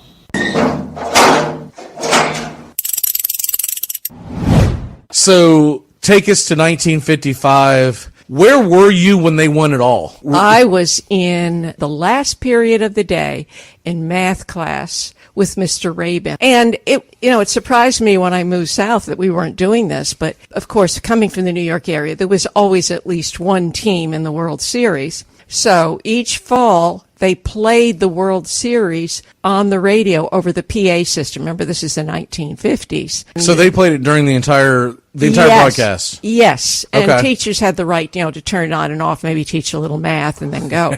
But I distinctly remember being in there and, grabbing the side of the desk and just praying, and all of us feeling that way.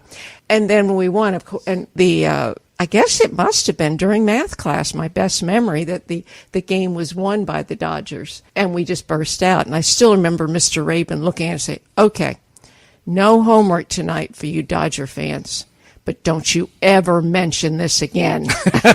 He loved the Yankees. They were playing the Yankees. Yes. Johnny Podres will go down in infamy. I remember hearing a report one night that, of course, the celebration broke out all over the streets of Brooklyn, and there was a pregnant woman who delivered a baby in the middle of all this, and he was named Johnny Podres, whatever.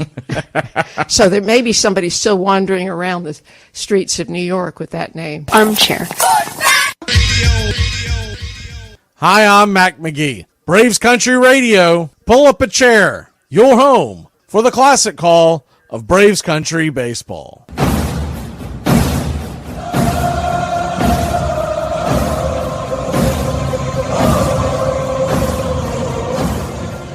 Welcome back to Braves Country Baseball.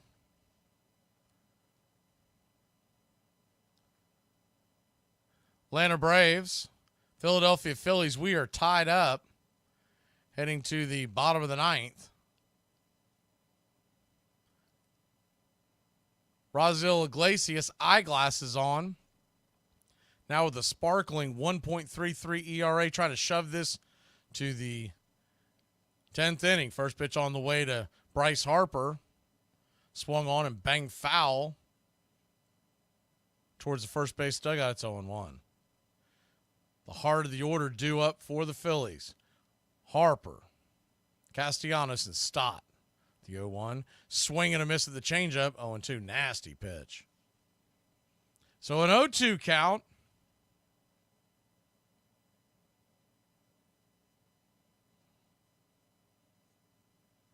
Pitch on the way. Up high and out of the zone. 1-2.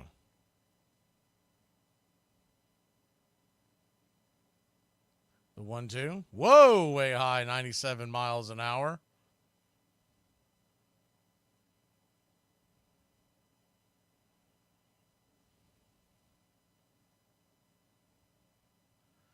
The 1-2. Kicks and brings it. 97 nowhere near the zone. Ball 3-3-2. So now they're being extremely wild the last two pitches. It's now a full count to Harper. You don't want to walk him. He's got good speed. The payoff pitch. Nowhere near the zone, ball 4. So Iglesias has broken the cardinal rule, walking the leadoff batter with the game on the line. Harper standing at first. Still with good speed. So they won't have to pinch run for him. Standing at the plate is Castellanos, who's made a ton of big hits against the Braves in recent memory. First pitch on the way, swing and a miss at the slider. It's 0-1. They have been known to test Darnold's arm. Iglesias is 0 for 10 with 3 strikeouts lifetime versus eyeglasses, but you know what that means. The 0-1 bang foul. 0-2. Usually a player doesn't go their whole career like that. So you're hoping this isn't when he breaks out of his slump against Iglesias.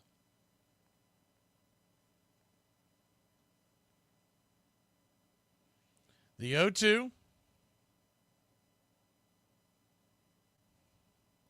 Kicks and fires. Looks like he went around. He did. Strike 3. Pulled the string on that slider. Big out number 1. Now a double play can get you out of the inning.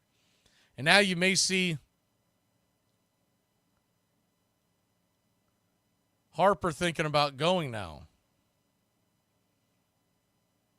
You get out in front of Stott, we'll say like an 0-2 count or something. You might want to think about a pitch. You don't see that much anymore. The first pitch on the way. Chopped foul. So 0-1. Bryce Harper's getting a huge lead, by the way.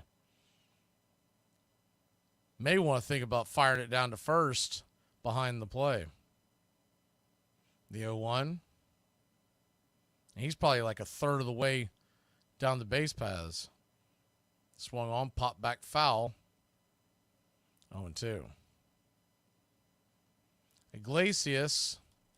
If it's a quick enough inning, you could see him come out for the 10th as well. Braves 2, Phillies 2, trying to keep it right there so we can go to extras.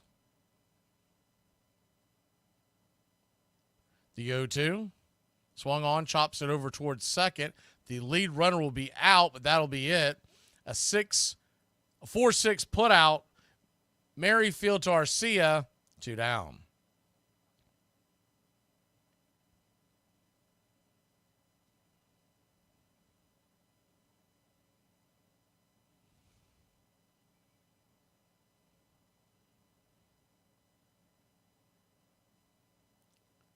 Two down. JT Realmuto, 0 for 3. First pitch on the way, swing and a miss strike on the outer edge. It's 0-1. Harper at first, Stott at first. He has good speed, and he's been known to go. Huge hole on the right-hand side of the infield. The 0-1, runner goes. Here comes the throw, and it will be nowhere near it. Short hops it to second, but 0-2. So it's good news, bad news. The good news is we are ahead 0-2 in the count. The bad news, I think they might have actually been trying to do a hit and run or a run and hit possibly, because it looked like JT Realmuto was swinging no matter what. The 0-2, swung on, chopped foul. Just got a piece of that. We'll do it again.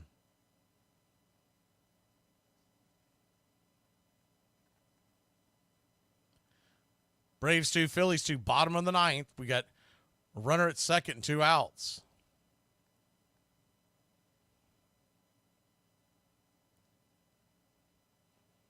The 0-2. His 16th pitch of the inning. Iglesias steps off the bump for a second, and looks like he's playing with the rosin bag for a second. Goes back to work, the pitch. Sinker down and away, 1-2. Just knowing the way Darno likes to call it, I don't think you're going to see one in the zone until he has to throw one. If you're looking ahead and they were to walk JT, Marsh stands on deck. That's not ideal. The 1-2. Swung on and missed, strike 3. The bat goes flying. Could be a souvenir for someone over the third base side. We'll be back in a flash. We go to extras. Free baseball in Philly. What was your unsupervised childhood activity that definitely should have killed you? I used to fart in the pool and try to go underwater and sniff it. Cause he's the armchair quarterback, the all-American man. My number 3 that I can't go cheap on, cereal. Oh, yeah. There's a couple of kinds that you can do, but if you're talking about, like, don't ever try to do the generic Frosted Flakes. Yeah. Oh, it's like soggy before you even pour the milk on it. It's before you even open the bag. It's soggy. You're like, how'd that happen? It came with its own liquid. Armchair. I love you, Rihanna. I don't know you love me. You don't love nobody. You love your own self. Come on, love you. And sorry. You don't tell nobody you sorry. Hey, Braves Country, I'm Mac Magee. Join us for Pitch by Pitch, Play by Play, the classic call of Braves Country Baseball. We're bringing you Atlanta Braves baseball all year long. Jump into our pregame show, Braves Country Today, just before first pitch. Stick around for the postgame show, Braves Country Tonight, where we will open up the phone lines and react to your calls or your comments all year long. That's Braves Country Radio, pitch by pitch, play by play, your home for the classic call of Braves Country Baseball. Baseball has fallen. Yes, the national game has become degraded. At certain match games, large amounts of money changed hands among the spectatorry. A noted New York club is said to have sold the results of a match. Barked chins and broken fingers may be easily mended, but a disfigured reputation may never be entirely repaired. Once more, abandon the bat, boys, if you cannot keep the game pure.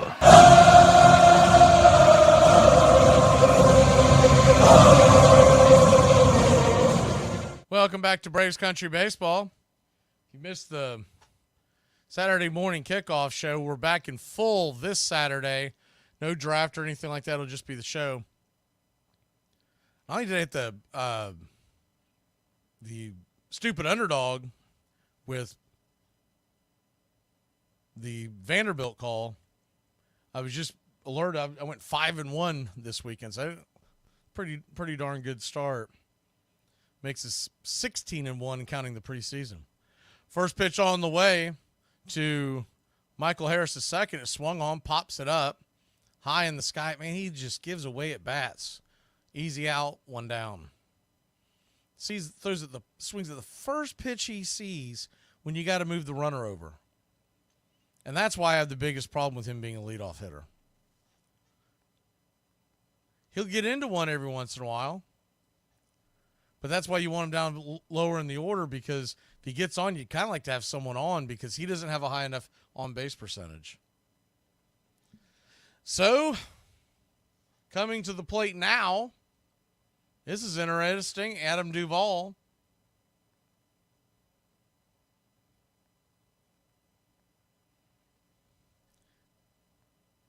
First pitch on the way to Duvall is right there for a strike at the knees. It's 0-1.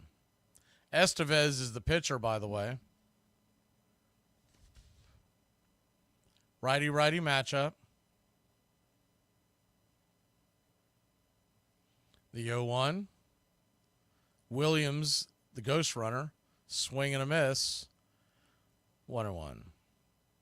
I know they think it improves their chances having Duvall over Eli White at the plate. I haven't seen the evidence of that. Duvall batting 185. The 0-2 misses high. 1-2. The 1-2 count.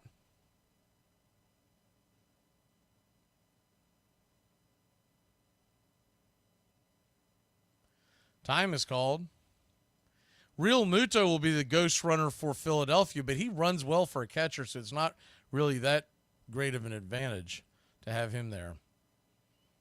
The 1-2. Brings it. Swing and a miss, strike 3. So just like I figured, 2 away. Adam Duvall, I mean, I just don't know why you just don't let Eli White. Eli White has more of a chance of making contact and possibly beating one out with his speed. Duvall is just unbelievable. And he's got the rust on, too. That's the other thing. He doesn't get regular at-bats. So he's up there ice cold after sitting. He hasn't had a bat in over a week. Marcell Ozuna comes to the plate. First pitch on the way. Up top misses high. It's 1-0. The other thing is taking Soler out of the game so early in a tight game that you really would like to win. You don't have to win, but it would be nice. The 1-0, swung on, lifted foul, high down the right field side into the bleachers. Up there in the nosebleeds over the first base side, 1-1. So 1-1 count.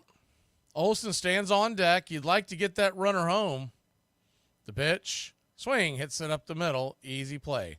6-3 put out, and that's going to end the inning.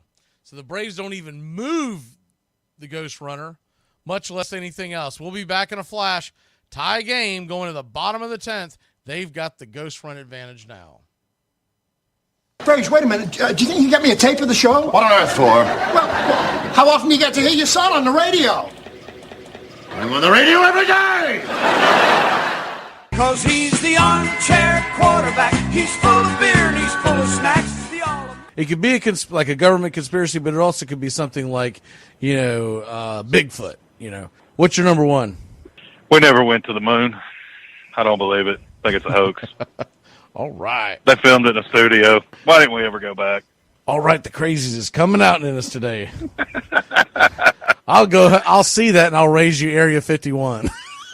I think there's I think there's little Martians and everything running around out there, and I think we're hiding something. We're hiding something out there. There's too many accounts of too many things that go wrong. And don't keep on telling me that it was a balloon that went by. The balloons aren't that big, okay? They don't go by that often. It's a little strange we haven't seen one in the last 30 years since technology's gotten better. There's been too many times where they've interviewed guys who were out there and they say, when they ask them, can you say what you've seen? And he goes, no, I'm sworn to secrecy. Well, why are you sworn to secrecy if nothing happened out there? Something went down. Armchair. I would put a committee together, get some coaches, get some players, and let's try to work this thing out. We can't ask these politicians nothing. Those people are awful people. They're all crooks. On February 2nd, 1876, at Manhattan's Grand Central Hotel, a group of club owners, eager to tighten their control of the game, restore its respectability, and most of all to ensure greater profits, started a new association. They called it the National League of Professional Baseball Clubs. Welcome back to Braves Country Baseball. It's kind of humorous. Once they hit the 10 o'clock hour Eastern, ESPN has now sped up the breaks in between the game because they want SportsCenter to start at 10 o'clock. It really is comical. Ghost runner at second, Real Muto, first pitch on the way. Chop foul back behind home plate. It's 0-1. Would have liked to have seen that from Harris, right?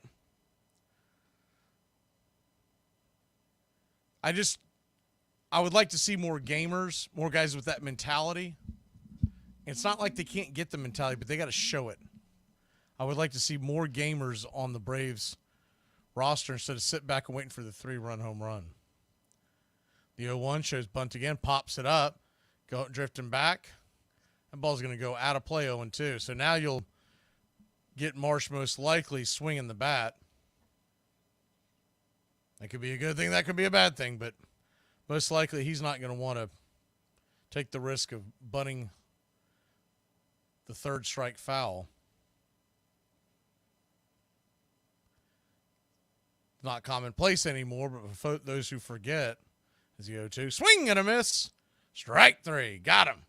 Good pitch, eyeglasses. One away. For folks who may have forgotten, or you may have grown up in the era where you just don't see the bunt, that third strike, that third bunt, if it's a strike, if it rolls foul, it's an out. Austin Hayes stands in, righty. First pitch, swung on, lifted into right field. Camping underneath it is Laureano. That doesn't mean anything. He makes the catch, fires it into the infield. Good Lord. Almost airmails it. Good play by Arcia to cut it off. 2 away. He's got a cannon, man, but why are you doing that? Why are you throwing the ball? He's not going to run. Throw it to the cutoff, man, and call it a day. It was a hose, but I'll tell you what, if JT does go, it was offline, so he would have been safe. The ball, if Arcia doesn't cut it off, there's a chance that thing could have went in the dugout. First pitch on the way to Clemens. Is inside, almost gets him on the leg. It's 1-0. The 1-0. Braves 2, Phillies 2.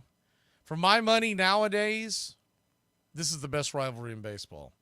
It's fluid, but I'm not talking about, is the 1-0 outside wide 2? No, I'm not talking about the history. I get it. It's Yankees, Red Sox, it's Giants, Dodgers. There's no argument there. But today's game, 2024, I think this is the one most people want to see, even if they don't have a dog in the hunt. The 2-0 to Clemens, the pitch on the way, right there for a strike, 2-1. And it's funny, the Braves had the World Series, and they had the 6 consecutive division titles in these last 6 seasons. Philly has nothing to show for except for the one pennant. But the Braves are still viewed as that ball's popped up down the line. Is it going to be made play? That ball just went foul. My God.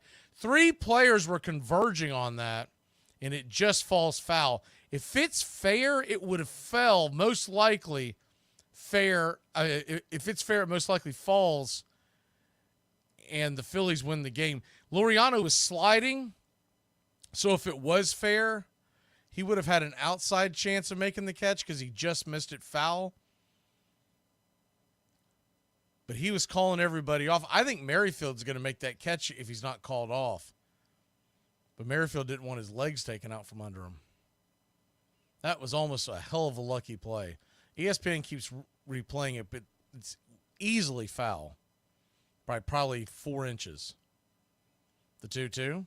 Swung on, hit hard on the ground, over to Olsen.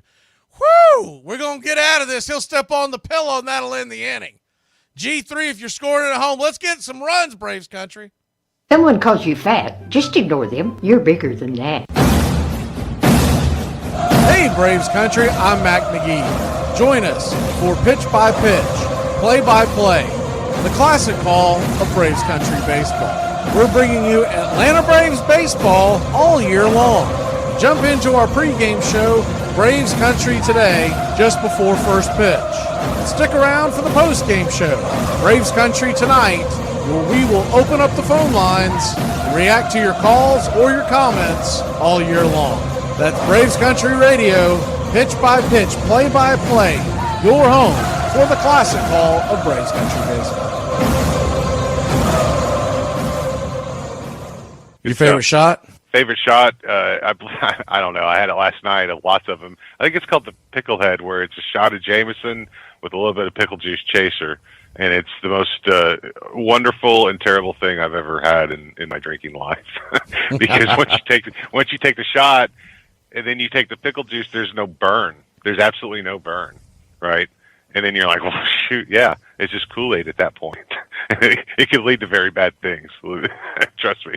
Armchair.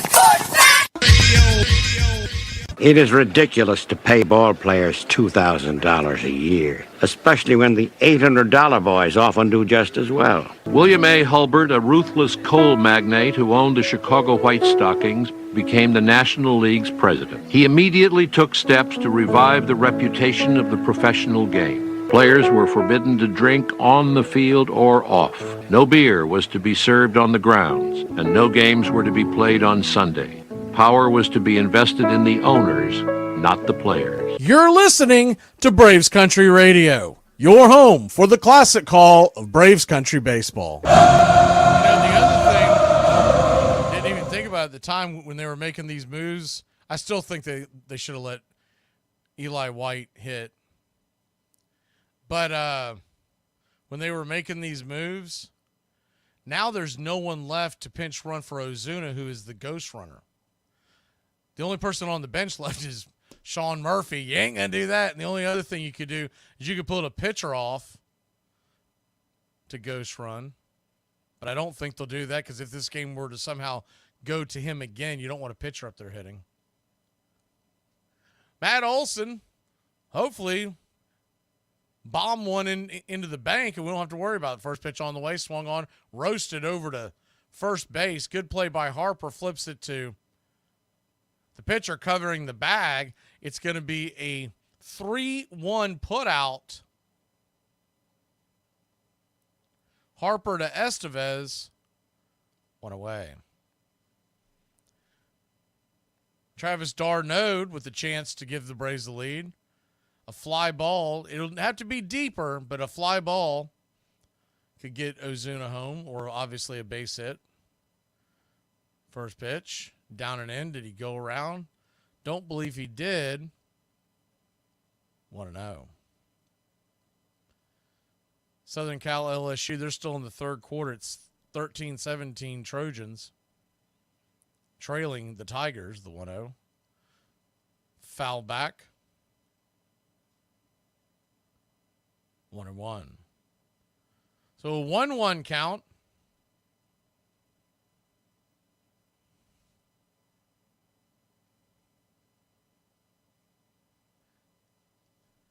Zuna at third. Pitch. Outside wide. 2-1. Phillies infield is creeping in. They're only at halfway because with Ozuna, you don't have to go all the way in. The 2-1 swung on, slice foul 2-2. What that does do for Travis is brings that infield just a little further in, so a hard hit ball, it's going to be a little harder to nab, or one just a little blooper over their head. The 2-2, standing on deck is Merrifield. The pitch from Estevez, swung on, chops it over to third. Ozuna has to hold. It's going to be a 5-3 put out, 2 away.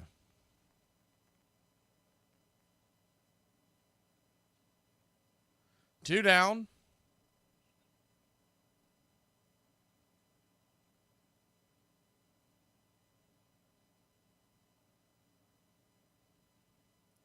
If that's Duvall as the ghost runner, looking at that play, he probably has a chance to break for it because it would have taken a really good throw. First pitch on the way to Merrifield is high and out of the zone. It's 1-0. Merrifield 0 for 2 walks, an RBI.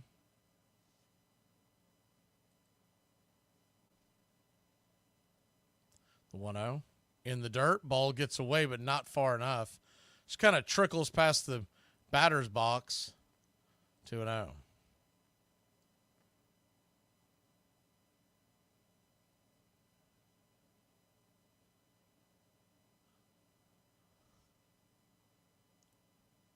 The 2-0 count. On deck is Laureano, the pitch. Check swing, rolls foul in between home and first. 2-1. You know Merrifield would love to get the game-winning RBI. Do it against his old team that DFA'd him about a month or so ago. But in his own words, he said, I probably deserved it. He was not hitting well. He's hit well since he came to the Braves. The 2-1. Swing. Fouls it back. 2-2. Might have been a touch inside, but it was pretty close. So the Philly fans up once again. 2 outs. A 2-2 count. Deuces wild here in the top of the 11th in a tie ball game. The pitch to Merrifield. Up top misses high. They said he went around. I don't know about that one. First base umpire, Vic Carapazza. Oof.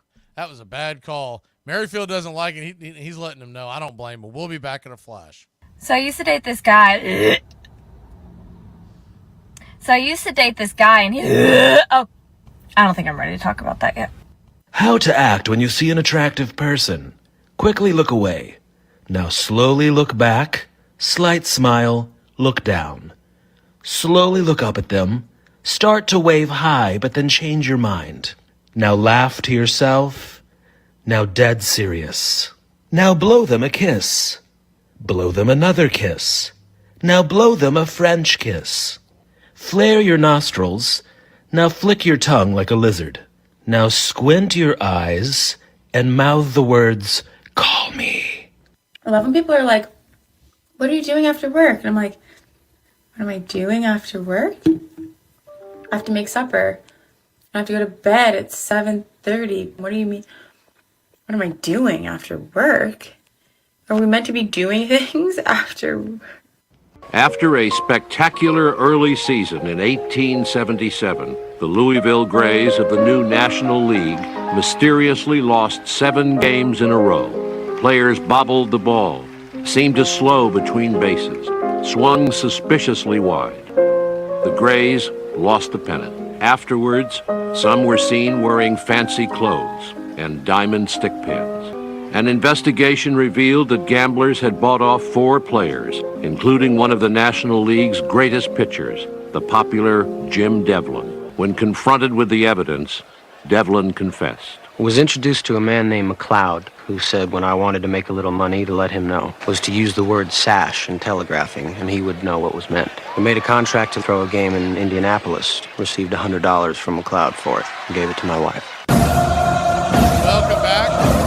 Yeah, they showed the look down the first base side. Whit Merrifield definitely did not offer. He held the bat, Now, there's no actual rule on this. We've talked about this before. It's one of the strange things in baseball. There's not an actual rule. It's up to the umpire's discretion if they offered. So it's whether or not you think he offered. But typically, the umpire believes that the bat has to break the plane of the front of the plate. He held up. But nonetheless, nobody on, or one on, nobody out. First pitch on the way to Kyle Schwarber is swung on and fouled back from Aaron Bummer. So if you think that's a problem, Aaron Bummer's here to save the day. It's 0-1. The 0-1.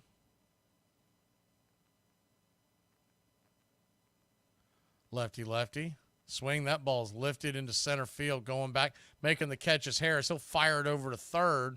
Cutting it off is RC at short. One away. That's a big out, number one.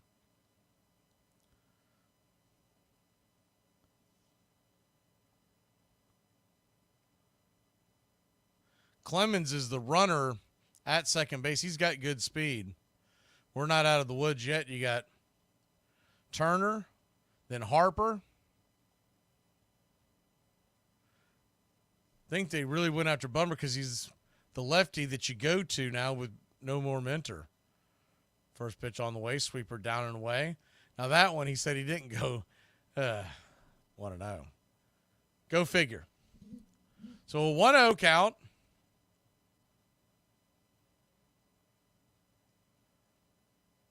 Braves 2, Phillies 2. Pitch in the dirt. 2-0. It would be appropriate if the Phillies won this game and dominating the last several games of this series, and then the Braves knocked them out in the playoffs, because that's kind of been the narrative on the switch. The 2-0, down and away, 3-0. Philadelphia's still looking for that first World Series. I believe it's been 15 years now. This is the 16th season. The 3-0, just 2 in the last 45. The pitch, right there at the knees. Dangerous situation here because if you realistically, Turner's run doesn't matter.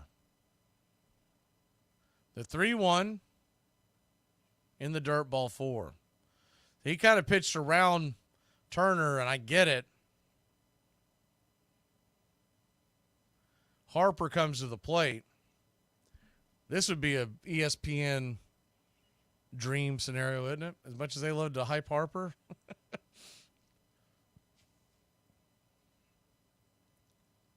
Braves 2, Phillies 2.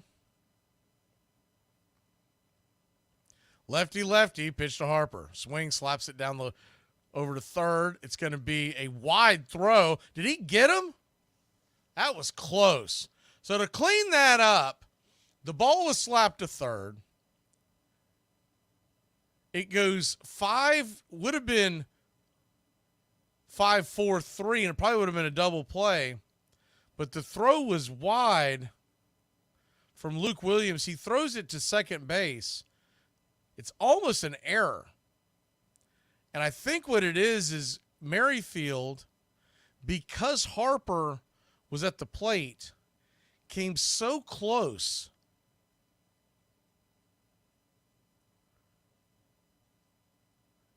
Harper standing at the plate. They're playing the shift. And so Merrifield had so far to go. By the way, they are reviewing if Harper's out. He had so far to go that the throw from Williams beat Merrifield to the bag. Merrifield did a good job. They're coming back with the ruling really quickly. They were checking to see if the tag applied by Olsen actually hit. Harper was running down the line. The throw came off. Once the throw came off the bag, that's when Harper is safe at first, the runner at third, runners on the corners, 2 outs. That's the short of it. But it was almost an error that ended the game. Bummer is going to go to the bench. He'll hit the showers, and here comes Grant Holmes with the runners on the corners, 2 outs. Castellanos coming to the plate.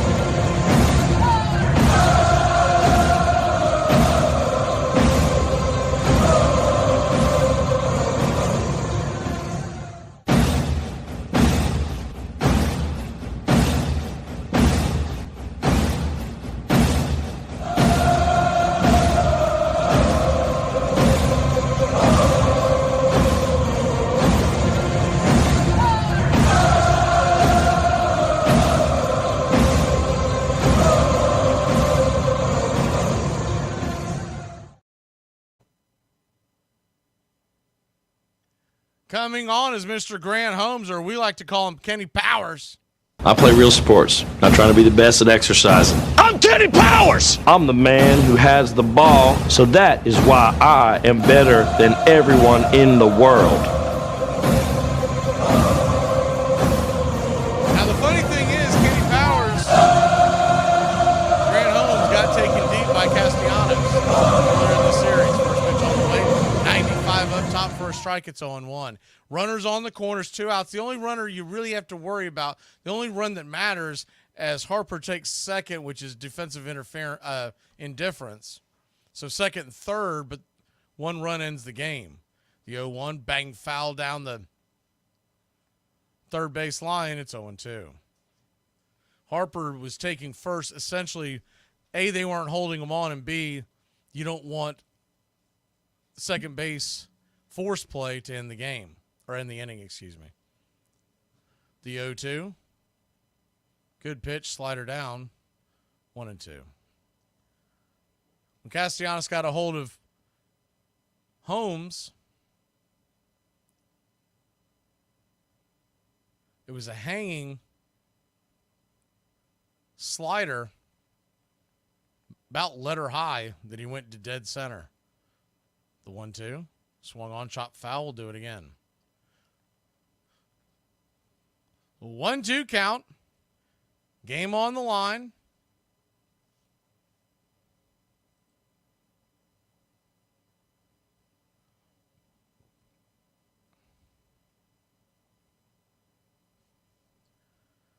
Braves 2, Phillies 2. The 1-2. Swing, rips it back up the middle, and that'll end the game. Philly walks it off. Good piece of hitting by Castellanos. 3-2 your final. And once again, Braves lose a heartbreaker here in Philly. The only thing I'll say about this Braves country, we see them in the playoffs. I do believe they're going to turn the table. This is the kind of stuff that eats at you. It's what happened to Philly last couple of seasons, and they came back and got their vengeance in the playoffs. Remember, Atlanta thumped Philly in the regular season for a couple of years. So the tables are turning, but it may not be for the worse for your Atlanta Braves. Appreciate everybody tuning in. We'll be back Tuesday night. Enjoy your Labor Day as we lose a tough one. Still a game up on the Mets. We head home to face Colorado and Toronto. They are going to welcome in the Boston Red Sox, who are a really good baseball team this year. They hit the ball well, so we'll be keeping an eye on that, obviously. So go Red Sox the early part of this week, and go Braves. All in all, it was a good series. We just ended up 1 run shy of splitting it. We'll see you Tuesday, Braves country. Enjoy your Labor Day.